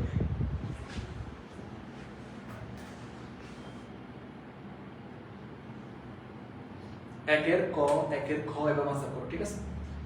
তাহলে আমাদের জন্য বুঝতে সুবিধা হবে। মানে তোমরা এবার আনসার করো, যেমন মনে করো মসজিদ মোহাম্মদনগর গ্রামের প্রবেশটা কেমন ছিল, নাটক কি ছিল, তাহলে আনসার কি হবে? একের খ এবার আনসার করো, ঠিক আছে? একের খ এবার আনসার করো। ভেরি গুড, একের খ। 2 এর কি হবে? মসজিদ মোহাম্মদনগরের আসার পূর্বে মসজিদ কোথায় ছিল? কোথায় ছিল বলো? একটু আগে বলছি মসজিদ কোথায় ছিল। 2 এর ক। ভেরি গুড, যারা পারছো ভেরি গুড। গারো পাহাড়ে ছিল, সময় কম তো আমরা দ্রুত আগে যাবো। এরপর হচ্ছে এরপর এমসিকিউ, এরপর এমসিকিউ, এরপর এমসিকিউ করো, এরপর থেকে এমসিকিউ করো। এটা করো, রহিমা আমেনা সব করে কি রান্না করছিল বলবো। এটা হচ্ছে 3 নম্বর এমসিকিউ। 4 নম্বর এমসিকিউ, সেমাই, ফিরনি, পায়েস, ক্ষীর। ঠিক আছে? লালসন উপন্যাসের মধ্যে কিভাবে তার প্রভাব প্রতিফলিত করে? 4টা থেকে দ্রুত আনসার করো, বলো 3 আর কি হবে বলো?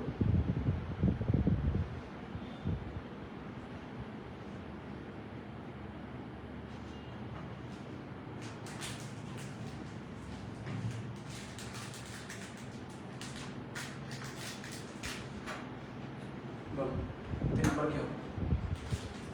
3 নাম্বার হবে field. Very good. 3 number answer করছে ফিল্ডিং, ঠিক আছে। 4 নাম্বারটা বলুন কিভাবে প্রতিফলিত করছে, ঠিক আছে? বলুন।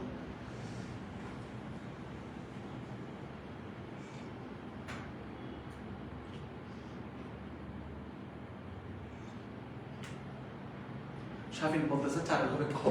Very good. একটা বলতেছে 4 ক, 4 হবে খ। ইয়েস, সকল অন্ধবিশ্বাস আলোচনা হবে, ঠিক আছে। আচ্ছা নেক্সট, এরপর আসো। এবারে দেখে এটা বলো, এটা কিন্তু একটা কনফিউজিং কোয়েশ্চেন। দেখে এটা এবার 5 নাম্বারের এই 5 নাম্বার প্রশ্নটা কিন্তু একটু কনফিউজিং। এটা হচ্ছে 6 নাম্বার প্রশ্ন। 5 নাম্বার প্রশ্ন যারা পারো তারা এটা হচ্ছে একদম টপ লেভেলের একটা কোয়েশ্চেন। এটা আনসার করো। এই 5 নাম্বার কোয়েশ্চেন এটা টপ লেভেলের কোয়েশ্চেন, ঠিক আছে।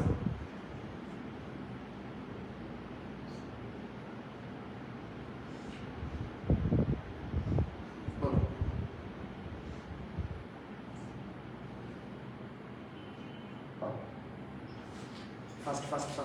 ফার্স্ট আনসার করো। 5 নাম্বারে দেখে আনসার করো ফার্স্ট।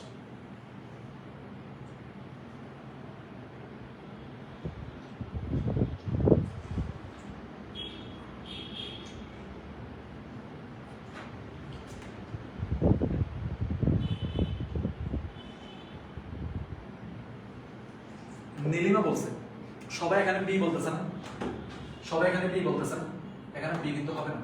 তোমার তো আগে বলছি কালেক্ট ব্যাপারে কিন্তু খুব শান্তশিষ্ট মানুষ ছিল, তার মধ্যে কিন্তু তো কোড বুদ্ধি ছিল না, মানে অত হচ্ছে মানে ইয়ে ছিল না, সরলতা ছিল না, বুঝতে পারছো?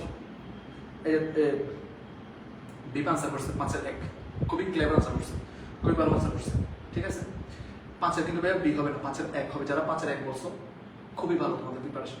তামাস তোমার এটা ঠিক করে দিন, ঠিক আছে। এটা আনসার কি হবে? 1। মজিদ ওই যে সবসময় কৌশল ছিল, এটা বন্ধ করে দেওয়া, ওটা বন্ধ করে দেওয়া, এসব ভাবি যাবি কাজ করে বেড়াতে, ঠিক আছে। এটা হচ্ছে মজিদ তো আছে। এবার বলো, ধলা মিয়াকে আওয়ার উপরে পীরের কাছে পাঠিয়েছে কে পাঠিয়েছে? এটা আনসার করো। 6 নাম্বারটা আনসার দেখি তোমাদের মনে পড়ে কিনা।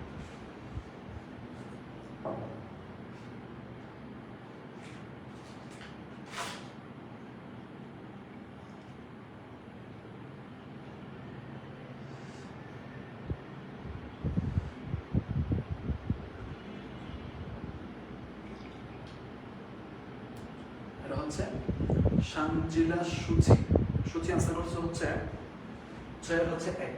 খালেক বেকার, ভেরি গুড আনসার ভাইয়া, ভেরি গুড। মোহাম্মদ তুই আনসার করছিস হচ্ছে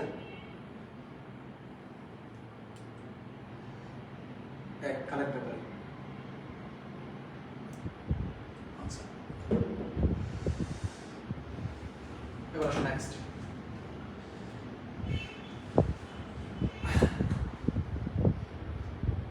ভেরি গুড, ভেরি গুড। এবার আসো নেক্সট। আরো প্রশ্ন আছে তো? তাই তারা ছোট, ছোট কেন, কেন ছোট সেটা জানতে হবে। বলো এই দুটা কি বুঝাইছে? তোরে না বুঝে কষ্ট দিচ্ছি, কাকে কষ্ট দিচ্ছিল বলো, এটা আনসার করো।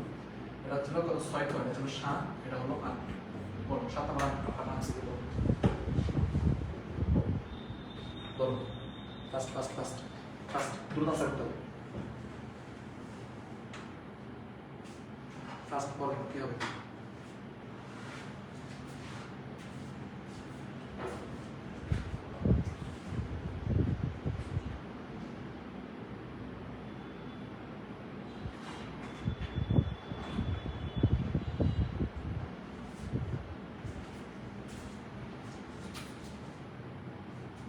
বলো দ্রুত বলো। 7 নাম্বার কি হবে, 8 নাম্বার কি হবে? দুইটা আনসার একসাথে করো।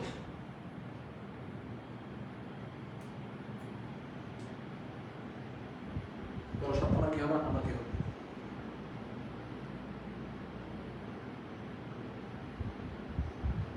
ফার্স্ট বলো।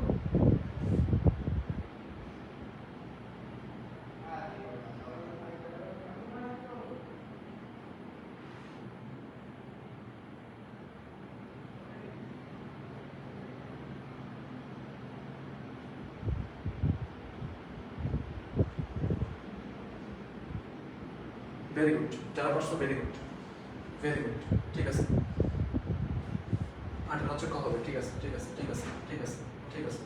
নেক্সট আসো, লাস্ট কোয়েশ্চেন, এগুলো করো।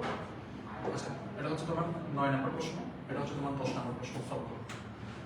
লাল শাহ উপন্যাসে খালেকুড়ি বাড়ির প্রথম পক্ষের স্ত্রীর নাম কি? একদম সহজ প্রশ্ন। লাল শাহ উপন্যাসে মসজিদের মধ্যে কোনটি উপস্থিত? দেখে এটা পারবে। মসজিদের মধ্যে কোনটি উপস্থিত? দয়া মায়া, সংগ্রামশীলতা, প্রতিহিংসা, কপটতা। সোনালী কয়টা দুষ্ট কোয়েশ্চেন অবশ্যই থাকবে, যেখানে তোমার কাছে মনে হবে চারটাই হতে পারে, ঠিক আছে? আমার একটা দুষ্ট কোয়েশ্চেন থাকবে আলাদা। দেখে এটা বলো 10 নম্বরটা সবাই পারবা, 9 নম্বরটা সবাই পারবা, 10 নম্বরটা মানুষ হবে। দেখি 10 নম্বরটা কার মাথায় এসে দেখি কে ব্যালেন্স করতে পারে। এমন এমন অপশন দেবো, বুঝছেন? এমন এমন অপশন দেয় যে অপশনগুলো দেখলে মনে হয় মানুষ কনফিউজ হয়ে যায়, আল্লাহ কি কোনটা না কোনটা হবে। মজার ব্যাপার আর কি। যাই হোক 9 নম্বরটা হয়ে গেছে। 9 নম্বর আছে কি হবে? আমেনা হবে। হ্যাঁ ওই মহব্বত, আমেনা হবে আমেনা। আরে বেটা এখানে কি বলেছে? খালেক ব্যাপারী প্রথম স্ত্রী, ঠিক আছে? খালেক ব্যাপারী প্রথম স্ত্রীর নাম হচ্ছে আমেনা। রহিমা ছিল হচ্ছে মসজিদের প্রথম স্ত্রী, আর এটা ছিল হচ্ছে মসজিদের দ্বিতীয় স্ত্রী, ঠিক আছে? এগুলো হচ্ছে মসজিদের জন্য দুইটা স্ত্রী, ঠিক আছে? বলেন বলেন বলেন ফার্স্ট এটা বলেন।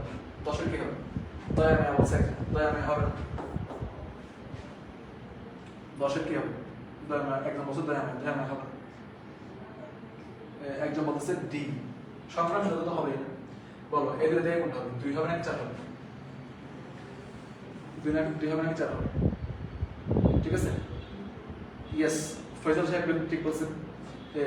ফয়সাল সাহেব ঠিক বলছেন ভাই। ও ঠিকঠাক আছে। প্রতিহিংসা, খেলার ব্যাপারের মধ্যে কোনটা উপস্থিত? প্রতিহিংসা উপস্থিত। এটা মাথায় রাখতে হবে। এটা তারপর একটা গাইড থেকে দেখে নিও, দুইটা গাইডে 2 রকম কোয়েশ্চেন। এটা দুইটা গাইডে 2 রকম আনসার করো।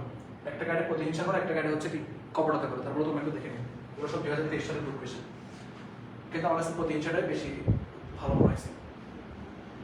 এখন হচ্ছে আর এই দুইটা প্রশ্ন আছে, দুইটা প্রশ্ন করো। প্রতিপক্ষের প্রশ্ন দুইটা করো। 9 10 ছিল, এটা হচ্ছে 11, এটা হচ্ছে 12, ঠিক আছে? 11 12 এই প্রশ্ন দুইটা করো। 2 বইয়ের মধ্যে হচ্ছে একজন ছোট অল্প বয়সের কাছে সম্পর্ক সম্পর্কে তার কোনো ধারণা নেই, ঠিক আছে? এখানে এই যে 2 বইয়ের মধ্যে যে ছোট বই ছিল, ঠিক আছে? এই ছোট বইয়ের হচ্ছে উপন্যাসের কোন চরিত্রের অনুরূপ, ঠিক আছে? কার অনুরূপ এটা বলো। আর হচ্ছে ওর সাথে হচ্ছে চরিত্র সাদৃশ্য পাওয়া যায় কিসের? বয়সে, মানসিকতা নাকি বান্ধবী?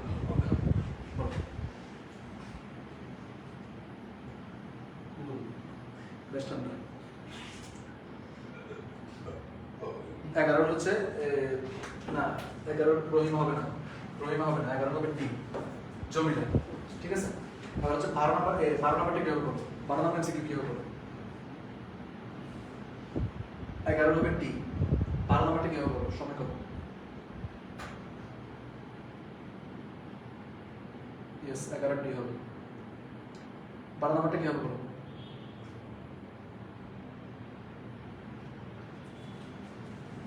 12 নম্বর বয়স এবং মানসিকতা হচ্ছে কি সেই ছোট, এটা এক ও দুই প্রকাশ পেয়েছে। আচ্ছা ঠিক আছে, নেক্সট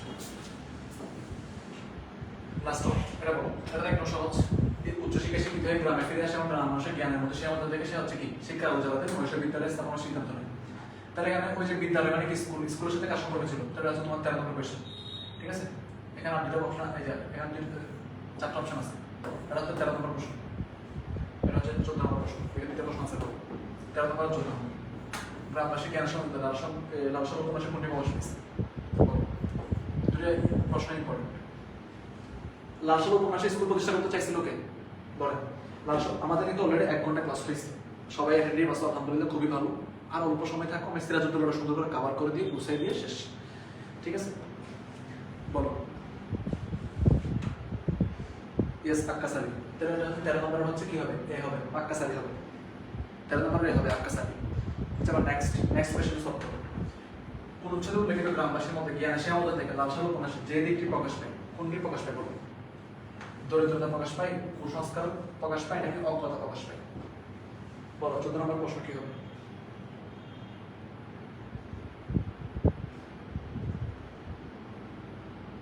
চোদ্দ নম্বরের বি হবে, ঠিক আছে? 14 নম্বরের বি হবে। অস্মিতা বলছে প্রথম, ভেরি গুড। কুসংস্কার আর হচ্ছে কি অজ্ঞতা, right. Next board MCQ last. কোদার উপর তাক করো, এটা তো কার বুঝতে পারতেছে, এটা কার? কোদার উপর তাক করো, এই এমসিকিউটা কার বলো? 15 নম্বর এমসিকিউ, কোদার উপর তাক করো, এটা কার? Last one. এরপর আমি সিকিউতে চলে যাবো। আমাদের এমসিকিউ পড়া শেষ, এরপর আমি সিকিউতে চলে যাবো। দেখি বলেন।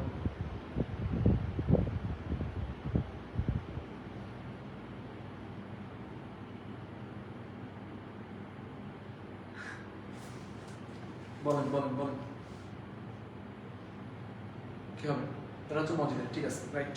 15 নাম্বার আছে হয়ে যাবে। 15 নাম্বার আছে হয়ে গেল, 14 নাম্বারের খ ছিল, 15 নাম্বারের হচ্ছে মজিদ। এবার এখানে দেখো বিগত সালে যে বিভিন্ন এমসিকিউ আছে, বিগত সালের এমসিকিউ গুলো আমি হচ্ছে দিয়ে দিয়েছি। তোমাদের কাছে তো এই শীটটা ড্রাইভ লিংক চলে যাবে, ইউটিউবে হলে ইউটিউবের হচ্ছে ডেসক্রিপশন বক্সে চলে যাবে এবং হচ্ছে ফার্স্ট কমেন্টে পিন করা থাকবে, আর ফেসবুকে হচ্ছে আমাদের লাইভ শেষে আমি পিন করে দেবো, এর লাইভের ক্লাসের হচ্ছে পিন করে দেবো। তাহলে এগুলো সব এখান থেকে পড়ে নিলাম, এমসিকিউ সব এখান থেকে পড়ে নিলাম। আমি এখানে আনসার সহ দাগিয়ে দিছি, ঠিক আছে? তোমার জন্য আর গাইডগুলো খুঁজে না লাগে কোনটা কোন এমসিকিউ পড়তে হবে ইম্পর্টেন্ট। তাহলে ইম্পর্টেন্ট এমসিকিউগুলো আমি এখানে দাগাই রাখছি। দেখো প্রত্যেকটা খেলোয়াড় চলে গেছে, খেলবে কার সাথে? এখানে খেলোয়াড়কে তাহের কাদেরের পাবো, ঠিক আছে না? খেলোয়াড় চলে গেছে, খেলবে কার সাথে? এখানে খেলোয়াড়কে তাহের কাদেরের পাবো। ওই যে আগে ঝগড়াঝাড়ি করতো, এখন তো ঝগড়া করতে পারছে না, তাহের কাদের পাবদের উদ্দেশ্য হয়ে গেছে, এই কথাটা বলেছি। তাহলে তাই তারা ছোট, এখানে কেন ছোট? জীবিকার জন্য ছোট। তাহলে এভাবে আমি সবগুলো আনসার দেখাই দিছি। এমসিকিউ গুলো আমাদের শীট থেকে পড়ে নেবো আমরা, ঠিক আছে? এখন আমি ম্যাক্সিমাম এমসিকিউ তোমাদের সলভ করেছি, সুতরাং বই পাওয়ার কোনো দরকার নেই। এবার আসলে কিছু জ্ঞানমূলক প্রশ্ন। জ্ঞানমূলক প্রশ্ন তোমরা সবগুলোই পারবে, দেখবা 5টা কোয়েশ্চেন করবো, তোমরা সবই পারবে। যেমন দেখো, ইউনিয়ন বোর্ডের চেয়ারম্যান প্রেসিডেন্ট কে? মধুলুকা, তোমাকে পড়াইছি। মজিদের দ্বিতীয় স্ত্রী কে? জমিলা, পড়াইছে। কাদর নদী কাদর কোন ধরনের উপন্যাস? খুবই ইম্পর্টেন্ট, মানে কোন ধরনের রচনা? এটা হচ্ছে শহীদ ওয়ালিউল্লাহর একটা উপন্যাস, ঠিক আছে? লাল সাল উপন্যাসের সাত ছেলের বাবার নাম কি? সাত ছেলের বাবার নাম হচ্ছে দুদু মিয়া। সাত ছেলের বাবার নাম কি? দুদু মিয়া। লাল সাল উপন্যাস লিখিত আমেনা দেবী কোন দিন রোজা রাখে? আমেনা দেবী হচ্ছে শুক্রবার রোজা রাখে, ঠিক আছে? তাহলে এগুলো তোমাদের সেই একটা সব পেয়ে যাবে। আর পীর সাহেবের প্রধান মুরিদকে? প্রধান মুরিদ হচ্ছে মধুলুকা, ঠিক আছে? আর মধুলুকা কে ছিল বলো? ইউনিয়ন বোর্ডের প্রেসিডেন্ট। লালসাল উপন্যাস কত সালে প্রকাশিত হয়? অথবা লালসাল উপন্যাসটি প্রথম কত সালে প্রকাশিত হয়? 1948 সালে। খালেক ব্যাপারীর দ্বিতীয় স্ত্রীর নাম তানু বিবি, এটা মাথায় রাখবে। খালেক ব্যাপারীর দ্বিতীয় স্ত্রীর নাম হচ্ছে কি? তানু বিবি। লালসাল উপন্যাসে হাঁপানির রোগী কে ছিল? হাঁপানির রোগী ছিল কে? সলেমনের বাপ। হাঁপানির রোগী কে ছিল কে? সলেমনের বাপ। হাঁপানির রোগী কে ছিল? সলেমনের বাপ, ঠিক আছে? আচ্ছা, তোমার দাড়ি কই মিয়া? হ্যাঁ, তোমার দাড়ি কই মিয়া, এটা কাকে বলছে? তুমি না মুসলমান ছিল, তোমার দাড়ি কই মিয়া, এই কথা কাকে বলছে? আক্কাসকে বলছে। কে বলছে? মজিদ, ঠিক আছে? আচ্ছা, তাহলে এখানে ওই যে সাত ছেলের বাপ দুদু মিয়া ছিল, সাত ছেলের বাপ যে দুদু মিয়া ছিল, তারা বলছে কলমা জানো মিয়া? তাই কলমা জানো মিয়া, এটা কথা কে বলছে? মজিদ বলছে। কারা বলছে? সাত ছেলের বাপ দুদু মিয়া বলছে, ঠিক আছে? আচ্ছা, সর্পির গতিতে শব্দের অর্থ কি? সর্পির গতিতে শব্দের অর্থ হচ্ছে সাপের আঁকা বাঁকা চলন। লিটারালি আমি একদম বুকে হাত রেখে বলতেছি, কেউ যদি আজকের ক্লাসটা একটু মনোযোগ সহকারে করে, কি কি বলতেছে সেগুলো একটু শুনে শুনে, আর আমি ক্লাস শেষ করার পরে 40 মিনিট, 30 মিনিট বা 40 মিনিট, এর চেয়ে বেশি 30-40 মিনিট সময় দিই, যদি এই স্লাইডগুলো যদি একবার চোখ বুলাই দেয়, বিশ্বাস করেন না করেন, 100 পাবেন আপনি পরীক্ষায়, সব কমন ভাই, সব কমন আসবে। এবারে বানা রহিমার পেটে কয়টি প্যাচ বলো তো? 14টি প্যাচ। তাহলে এগুলো সব করতে হবে। বলো, কে পক্ষাঘাতে আক্রান্ত ছিল? কে পক্ষাঘাতে আক্রান্ত ছিল? ক্যাতানির মা। ক্যাতানির মা পক্ষাঘাতে আক্রান্ত ছিল। লাল সাল কোন ধরনের উপন্যাস? সামাজিক সমস্যামূলক উপন্যাস। খালেক ব্যাপারে দ্বিতীয় স্ত্রীর নাম কি? তানু বিবি, অলরেডি আমরা বলছি। তাহলে বলো তুমি জ্ঞানমূলক প্রশ্ন একবার দেখে নিবে। বেসাইন শব্দের অর্থ কি? বেসাইন মানে হচ্ছে অস্থির, ঠিক আছে? এই যে বেসাইন, বেসাইন শব্দের অর্থ কি বলো? বেসাইন শব্দের অর্থ হচ্ছে অস্থির। পরীক্ষার জন্য 5 স্টার, পরীক্ষার জন্য 5 স্টার। আক্কাসের বাবার নাম কি? আক্কাসের বাবার নাম হচ্ছে মুদাব্বির মিয়া। আক্কাসের বাবার নাম কি বলো? মুদাব্বির মিয়া, ঠিক আছে? এগুলো সব পারবে ইনশাআল্লাহ, এগুলো সব দেখে নিবা। এবার এখানে কিছু হচ্ছে সিকিউ প্রশ্ন দিচ্ছি। সিকিউ প্রশ্নটা তোমরা এখন বড় হয়ে গেছো, সিকিউ প্রশ্নটা আমাকে ধরাই দিতে হচ্ছে। তোমাদের সিকিউ প্রশ্ন এখানে যেভাবে দেওয়া আছে এবং তার আনসার সহ দেওয়া আছে, বুঝছো? এখানে কিছু ডেমো কোয়েশ্চেন দিচ্ছি। তাহলে একটা সিকিউ, দুইটা সিকিউ, ঠিক আছে? তিনটা সিকিউ, চারটা সিকিউ, 5টা সিকিউ। তাহলে 5 ছয়টা যে প্রশ্ন দিলাম, এই 5 ছয়টা প্রশ্ন হচ্ছে তোমরা করে ফেলবে। তাহলে এ দিয়ে হচ্ছে আমাদের যে লাল সালু ছিল, লাল সালু উপন্যাসের এমসিকিউ, সিকিউ শেষ, ঠিক আছে? তাহলে লাল সালু এখানে দি এন্ড, লাল সালু এখানে কি? The end. তাহলে এখন আমরা শুরু করবো কি সিরাজউদ্দৌলা। সিরাজউদ্দৌলা তো অনেক বড় উপন্যাস, বাট চিন্তার কোনো কারণ নেই। সিরাজউদ্দৌলা জিনিসটা আমি খুব কম্প্যাক্ট সাজিয়ে নিয়ে আসছি। তুমি জাস্ট আমার কথাগুলো একটু ফলো করবা, আর হচ্ছে যেগুলো করাচ্ছি সেগুলো একটু করলে তুমি কিন্তু পেয়ে যাবে, ঠিক আছে? আচ্ছা, এবার আসো নেক্সট। সিরাজউদ্দৌলা শুরু করে আসি। মূল কথাগুলো এখানে দিয়েছি, অনেক বড়, কিন্তু তুই কিন্তু এখন পরে শেষ করতে পারবি না, কারণ তোর কাছে তো সময় নেই। তাহলে মূল কথা যেগুলো সেগুলো একটু জাস্ট আমি ভাইয়া বলতেছে শুনো। নাম্বার 1, সিরাজউদ্দৌলা নাটকটা কিসের কথাবার্তা বলছে? 19 জুন 1957 সালের 29 জুন পর্যন্ত, অর্থাৎ 1556 19 জুন থেকে 1957 সালের 29 জুন পর্যন্ত সময়সীমার মধ্যে ঘটে যাওয়া বিশেষ ঘটনা এখানে স্থান পাইছে। 19 জুন কি হয়েছিল? নবাব সিরাজউদ্দৌলা সেনাবাহিনী ইংরেজদের ফোর্ট উইলিয়াম দুর্গ আক্রমণ করেছিল এবং ক্যাপ্টেন ক্লেটন মুষ্টিমেয় গোলন্দাজ নিয়ে কামান চালাচ্ছিলেন আর অন্য সৈন্যদের প্রাণপণে যুদ্ধ করার জন্য অনুপ্রাণিত করছিলেন। এর মধ্য দিয়ে যুদ্ধ করার আদেশ দেওয়ার অনুরোধ করলে ক্লেটন বাঙালিদের উদ্দেশ্যে আপত্তিকর মন্তব্য করে বাঙালির ওয়ালি খান তার প্রতিবাদ করে এবং এই সময় হলওয়েল প্রবেশ করে নবাবের কাছে আত্মসমর্পণ করার জন্য যুক্তিগত তুলে ধরে। গভর্নর ড্রেকের সঙ্গে পরামর্শে কথা বলেন ক্লেটন পালিয়ে যান এবং তখন দুর্গের দায়িত্ব এসে পড়ে হলওয়েলের উপর। আর যুদ্ধজয়ী নবাব হলওয়েলের কাছে কৈফিয়ত চাই বাংলার বুকে দাঁড়িয়ে বাঙালিদের বিরুদ্ধে অস্ত্র ধরার স্পর্ধা ইংরেজরা পেল থেকে। নবাবের নির্দেশে কাশিম বাজার কুটির পরিচালক বন্দি ওয়াটসনকে আনা হলে তাদের কাছে বৈশিষ্ট্য আচরণ ও অনাচারের জবাব চাই। এটা হচ্ছে ফার্স্টে এগুলো কথা বলছে। এরপর হচ্ছে তোমার এখানে আরো কথা লেখা আছে, কাশিম বাজারে গোলা বারুদ আমদানি করছে এবং কলকাতার আশেপাশের গ্রামগুলো নিজেদের দখলে নিচ্ছে এবং দুর্গের সংস্কার করে সামরিক শক্তি বৃদ্ধি করছে এবং হচ্ছে নবাবের নির্দেশের অগ্রাহ্য করে কৃষ্ণবল্লভকে আশ্রয় দিচ্ছে, এমনকি নবাবকে নাচরানা পর্যন্ত কি করে নেই, তারা পাঠায়নি। তারা ইংরেজরা কিন্তু অনেক ধরনের অশুভ মানে কি করতেছিল, আচরণ করতেছে। গভর্নর ডেকের বাড়িটা কামানের গুলায় নিশ্চিহ্ন করে দিতে উনি কি করছে, কথা বলছে, মানে জবাবদিহি না করে অবিলম্বে কলকাতা ত্যাগ করতে বলছে এবং এর আশপাশে গ্রামবাসী যেন তাদের কাছে কোনো সৌদা বিক্রি না করে সেটা জানিয়ে দিতে বললেন এবং তিনি নির্দেশ দিলেন যে প্রত্যেক ইংরেজের ব্যক্তিগত সম্পত্তি কি করা হবে, বাজেয়াপ্ত করা হবে। এখানে একটি মডেল এমসিকিউ আছে, সেই এমসিকিউ হচ্ছে কলকাতা থেকে বিতাড়িত হয়ে পলাতক ইংরেজরা ভাগীরথী নদীতে ভাসমান ফোর্ট উইলিয়াম জাহাজে কিনে আশ্রয় নেয়। খুবই গুরুত্বপূর্ণ এমসিকিউ ভাইয়া, 5 স্টার। এই জিনিসটা সবাই একটু পড়ে নাও তো, কি বলছি, ভাগীরথী নদীতে ভাসমান ফোর্ট উইলিয়াম জাহাজে আশ্রয় নেয় কারা, বিতাড়িত ইংরেজরা, ঠিক আছে? সবাই একটা পড়ে নাও তো দেখি, ফার্স্ট এর একটু পড়ে দাও, একটু পড়ে নাও, হ্যাঁ ঠিক আছে। এবার আসো, অন্ন বস্ত্রের অভাবে অসহনীয় অবস্থার মধ্যে পড়ে যেমন বন্দি করে বিচারের উদ্দেশ্যে নিয়ে যাওয়া হলে হলওয়েল এবং ওয়েটসনকে নবাব ছেড়ে দেন এবং এতে করে তাদের ধারণা হয় কিছু উপহার এবং উপঢৌকন নবাবের দরবারে হাজির হলে তার সঙ্গে এখানে ভালো সম্পর্ক তৈরি করা যাবে। তাইলে এটা হচ্ছে এই কথাটা কার চিঠি জানানো হলো, উপচারের চিঠি জানাইছে কি মানিক চাঁদ 12,000 টাকা নজরানা নিয়ে ইংরেজদের ব্যবসা করার কি দিছে, অনুমতি দিছে। আচ্ছা ঠিক আছে। এরপরে এটা জানতাম যে নবাব আলীবর্দী ইংলিতে সিরাজ ঢাকার সেনাপতি হুসেন কুলিকাকে হত্যা করলে সিরাজের সঙ্গে খালা গোসরি বেগমের কি হয়, সম্পর্কের অবনতি করে, 5 স্টার করে। এর একটা নেক্সট এখানে একটা জিনিস জানতে হবে, এখানে মীর জাফরের যে ছেলে বা পুত্র মিরনের বাড়িতে তাদের শেষ মন্ত্রণা সভা বসে। নর্তকীদের সমাগমে সেই সবাই রাজবল্লভ, জগৎ শেখ, মীর জাফর উপস্থিত হন।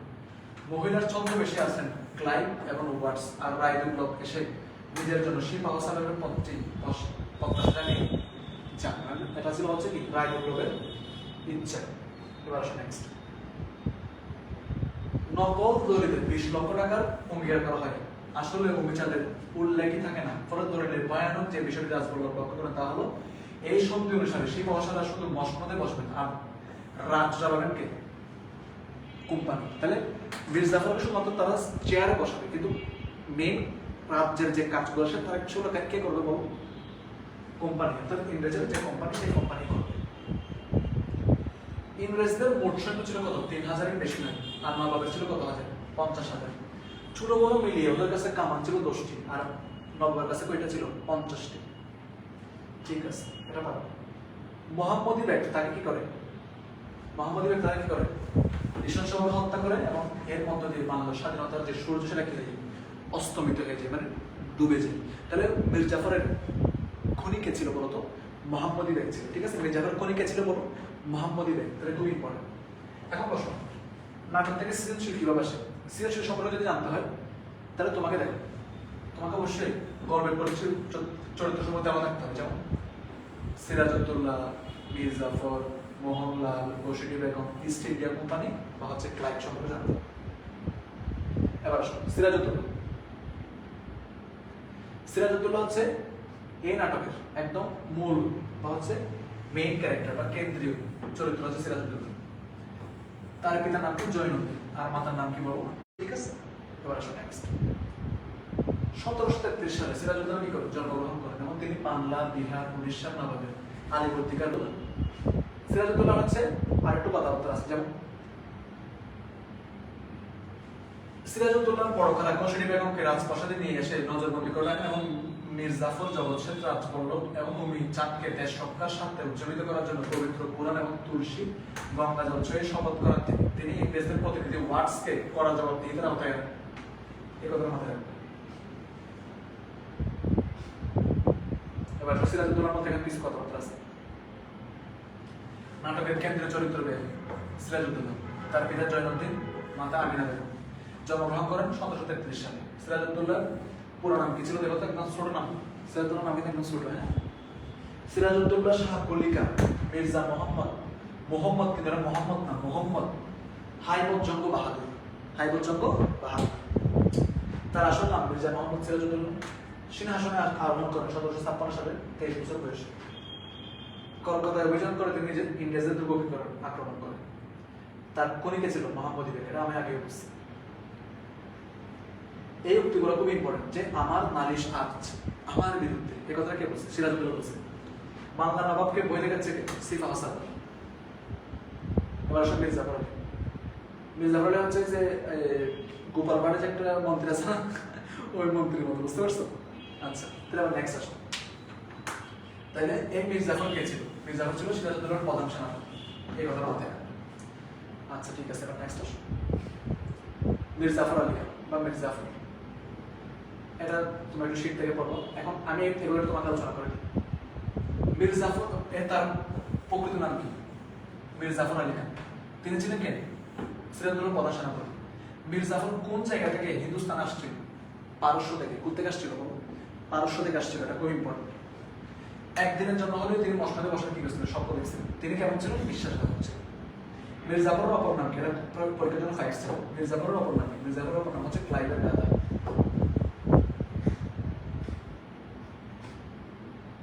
এই উক্তিগুলো কার দেখো তো?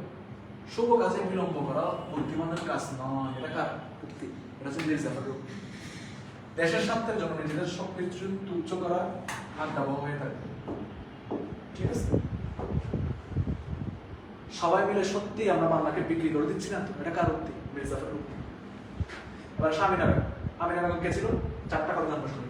সিরাজউদ্দৌলার মা, নবাব আলীবর্দীর কনিষ্ঠ কন্যা, তার জ্যেষ্ঠ পুত্র সিরাজ এবং কনিষ্ঠ পুত্র হচ্ছে মির্জা মাহাদি, আমার নামে নাম, ঠিক আছে? তুমি কৌশলী বেগম অনর্থক বিষ উদ্গার করছো, এটা হচ্ছে আমিনা বেগম। কৌশলী বেগম কে ছিল? নবাব আলীবর্দীর প্রথম কন্যা, সিরাজউদ্দৌলার খালা এবং শওকত জঙ্গের পালক মাতা, এবং তিনি ছিলেন উদ্যত, ঈর্ষাপরায়ণ এবং চক্রান্তকারী। তুমি কম সামনে নও, আমি উদ্দেশ্য করে এটা বলছি। তাহলে এগুলো একটু জানবো। এরপর আসুন লুৎফুন্নেসা। লুৎফুন্নেসা কে ছিল? খুব ইম্পর্টেন্ট কথা। নবাব সিরাজউদ্দৌলার স্ত্রীর নাম ছিল লুৎফুন্নেসা। তাদের বিবাহ হয় কত সালে? 1740 সালে। মির্জা ইরিস খানের কন্যা। এর ইনফরমেশন জানবো। সিরাজকে বন্দী করে আনা হয় কোথায় বলতো? সিরাজকে বন্দী করে আনা হয় মুর্শিদাবাদ, আর লুৎফুন্নেসাকে আনা হয় ঢাকায়। 23 জুন স্বামীর সাথে অজানাই তিনি বের হয়ে গেছেন। মীর মর্দান কেমন? মীর মর্দান কেমন? সে ছিল কৌশলী, যোদ্ধা এবং দেশপ্রেমিক সেনাপতি। নবাবের সর্বাধিক বিশ্বাসী ব্যক্তি ছিলেন তিনি। দি ব্রেভেস্ট সোলজার বা সর্বশ্রেষ্ঠ বাঙালি সৈনিক বলেও তাকে চিনা হয়ে থাকে। নেক্সট আসুন। মোহনলাল। মোহনলালও কেমন ছিল? নবাবের বিশ্বস্ত এবং অন্যতম একজন সেনাপতি। শওকত জঙ্গের বিরুদ্ধে লড়াইয়ে সেনাপতির দায়িত্ব পালন করেন এবং সিরাজ তাকে দেওয়ান কার নামে পেশকার বানিয়েছেন, এটা মাথায় রাখবেন। নেক্সট আসেন। মোটামুটি বলতে পারলে আমি মানে ইম্পর্টেন্ট যে বিষয়গুলো আছে সেগুলো আমরা একটু সামারি করছি। এখন আসলে হচ্ছে আমরা এরপর স্টেপে আসি। সিরাজউদ্দৌলা নাটকের সমাপ্তি হয়েছে কিসের মাধ্যমে? যন্ত্রণার মাধ্যমে। মোহাম্মদী বেগ ছিল কে? সিরাজউদ্দৌলার হত্যাকারী। প্রথমে লাঠি দিয়ে আঘাত করে সিরাজউদ্দৌলাকে। মোহাম্মদী বেগ কত টাকার বিনিময়ে সিরাজকে হত্যা করেছিল বলে বলো? মাত্র 10,000 টাকার বিনিময়ে সিরাজকে হত্যা করছে। ইনি কি নবাব না ফকির? ইনি কি নবাব না ফকির? এই কথা কে বলছে? ক্লাইভ মির্জা ফখরুদ্দৌলা সাহেব বলছে। অত্তের লোভে নবাব সিরাজউদ্দৌলাকে হত্যা করছে মোহাম্মদী বেগ। মোহাম্মদী বেগ সিরাজউদ্দৌলার মা বাবার স্নেহ পুত্র স্নেহে পড়েছিল। আমি যাব, আমি সঙ্গে যাব, এটা কারণ তিন কাকেরাও করবো। গোশিনী বেগমের বাড়ির নাম ছিল কি? মতিঝিল। মতিঝিল হচ্ছে গোশিনী বেগমের বাসা ছিল। জাহাজে আশ্রয় নেওয়া কয়েকজনের মৃত্যু হয়েছিল কিভাবে? ম্যালেরিয়া এবং আমাশয়ের রোগে হচ্ছে মৃত্যু হয়েছিল। মিরনের বাবার নাম কি ছিল? মীর জাফর। ক্লাইভ আলীনগরের সন্ধি খেলাপ করছিল এবং পলাশীর যুদ্ধে নবাব সিরাজউদ্দৌলার পক্ষে কত হাজার সৈন্য ছিল? 50,000 সৈন্য ছিল। পলাশীর যুদ্ধে ইংরেজদের ক্ষেত্রে কয়টা কামান ছিল? মাত্র 10টা। আর সিরাজউদ্দৌলার পক্ষে ছিল কয়টা? 50টা। এগুলো জানবা। সন্ধি অনুসারে সিফা হাজার শুধুমাত্র মসনদে বসবে, কিন্তু রাজ্য চালাবে কে? কোম্পানি। এটা মাথায় রাখতে হবে। মানিক চাঁদের মুক্তি মূল্য সম্ভাব্য কত লক্ষ টাকা? 10 লক্ষ টাকা। এবার কয়ের জন্য যে সমস্ত প্রশ্নগুলো রাখতে হবে সেটা বলতেছি। ওয়াটসনের সই জাল করে দিয়েছে কে? লুসিংটন। কোম্পানির ঘুষখোর ডাক্তারকে? হলওয়েল। সিরাজউদ্দৌলা নাটকের প্রথম সভাপতিকার? সৈনিক ক্লেটন। আমি তোমাদেরকে আবার বলছি, আমাদের ক্লাসের এই পুরো ফাইলটা কিন্তু আমাদের কমেন্ট বক্সে থাকবে, মানে হচ্ছে ড্রাইভ লিঙ্ক দিয়ে থাকবে, তোমরা নিজেরা সবাই পড়তে পারবো, ঠিক আছে? আচ্ছা, সিরাজউদ্দৌলা কোন ধরনের নাটক? এটা ঐতিহাসিক নাটক। সিরাজউদ্দৌলা নাটকের শেষ সভাপতিকার? মোহাম্মদী বেগ। আচ্ছা, নকল দলিল দেখে কাকে টাকানোর ব্যবস্থা করা হয়েছিল? উমিসাককে। এবার আমি একটা প্রশ্ন করবো, দেখে কার মতে আসে, বলো তো, পারবে না?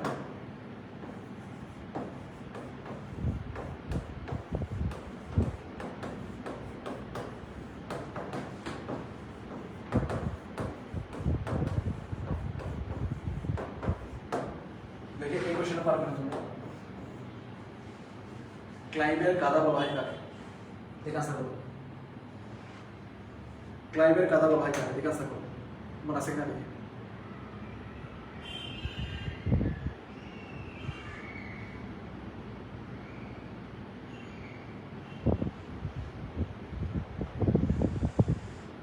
দেখি ফার্স্ট আনসার করো। ক্লাইভের গাদা বলা হয় কাকে?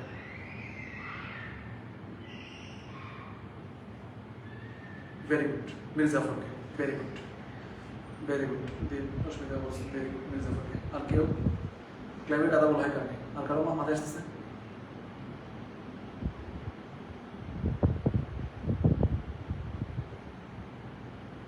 ভেরি গুড, তোমরা তো ভালোই পারছো। তাহলে ক্লাইভের গাদা বলা হয় কাকে? মীর জাফরকে। আচ্ছা ঠিক আছে, নেক্সট আসো। দেখে একটা নাম জিজ্ঞেস করে দেখতে পারবে।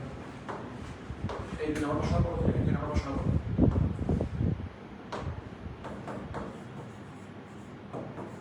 সংক্ষেপে লিখলাম সিরাজ। তাহলে সিরাজউদ্দৌলা। সিরাজের হত্যাকারী কে ছিল? বলো বলো দেখি, সিরাজের হত্যাকারী কে ছিল? বলো, সিরাজের হত্যাকারী কে ছিল? ফার্স্ট বলেন, সিরাজের হত্যাকারী কে ছিল? এই সিরাজের হত্যাকারী কি মীর জাফর ছিল? ঠিক করে বলেন, সিরাজের হত্যাকারী কে ছিল? ফার্স্ট বলেন, সিরাজের হত্যাকারী কে ছিল? এগুলো প্রশ্নগুলো কিন্তু পরীক্ষার জন্য হেভি ইম্পর্টেন্ট। সিরাজের হত্যাকারী কে ছিল বলেন? মোহাম্মদী বেগ। ভেরি গুড, এই তো ভেরি গুড, মোহাম্মদী বেগ। আচ্ছা ঠিক আছে, নেক্সট। এবার আসুন একটু পরে। এটা কিন্তু খুব ইম্পর্টেন্ট একটা প্রশ্ন, যে ঐতিহাসিক পলাশী কোন নদীর তীরে অবস্থিত? এটা হচ্ছে কি? গঙ্গা নদীর তীরে অবস্থিত। গঙ্গা নদীর তীরে অবস্থিত। আচ্ছা এবার আসুন, সিরাজউদ্দৌলা নাটকের তৃতীয় অঙ্কের দৃশ্যভঙ্গ কতটি? 4টি। নবাব সিরাজউদ্দৌলার স্ত্রীর নাম লুৎফুন্নেসা। ভিক্টোরি অর ডেথ উক্তিটি কার? ব্রিটিশ সৈনিকের প্রতি করা হয়েছে। উক্তিটি কার প্রতি করা হয়েছে? ব্রিটিশ সৈনিকের প্রতি করা হয়েছে। সিরাজউদ্দৌলার মায়ের নাম কি? সিরাজউদ্দৌলার মায়ের নাম হচ্ছে কিন্তু তোমরা শীত থেকে পড়বো, আমি জাস্ট একটু সামারি করে দিচ্ছি। সিরাজউদ্দৌলা নাটকের কতটি অঙ্ক রয়েছে? 4টি অঙ্ক রয়েছে। এবার আসো, আলীবর্দীকার প্রিয় পাত্র কে ছিল? নবাব সিরাজউদ্দৌলা। নবাব সিরাজউদ্দৌলার পূর্ণ নাম কি বলো? নবাব সিরাজউদ্দৌলার পূর্ণ নাম ছিল সিরাজউদ্দৌলা শাহ কলিকার মির্জা মোহাম্মদ ঐবর্যঙ্গ বাহাদুর। আত্মসমর্পণ করাটা এখন যুক্তি সংক্রিকা হলওয়েলের। এগুলো পারবো ইনশাআল্লাহ, আমরা ইনশাআল্লাহ পারবো। তাহলে এখানে আলীবর্দীকার প্রকৃত নাম কি? মির্জা মোহাম্মদ আলী। Mirza Mohammad Ali, very good. রায়াত শব্দের অর্থ কি? রায়াত শব্দের অর্থ হলো প্রজা। রায়াত শব্দের অর্থ কি? প্রজা। হলওয়েলকে ইস্ট ইন্ডিয়া কোম্পানির ঘুষখোর ডাকত, ঠিক আছে? বলা যায় কে চিরকালই ইংরেজের বন্ধু? এটা কার কথা বলা হয়েছে? ভূমিচাঁদ।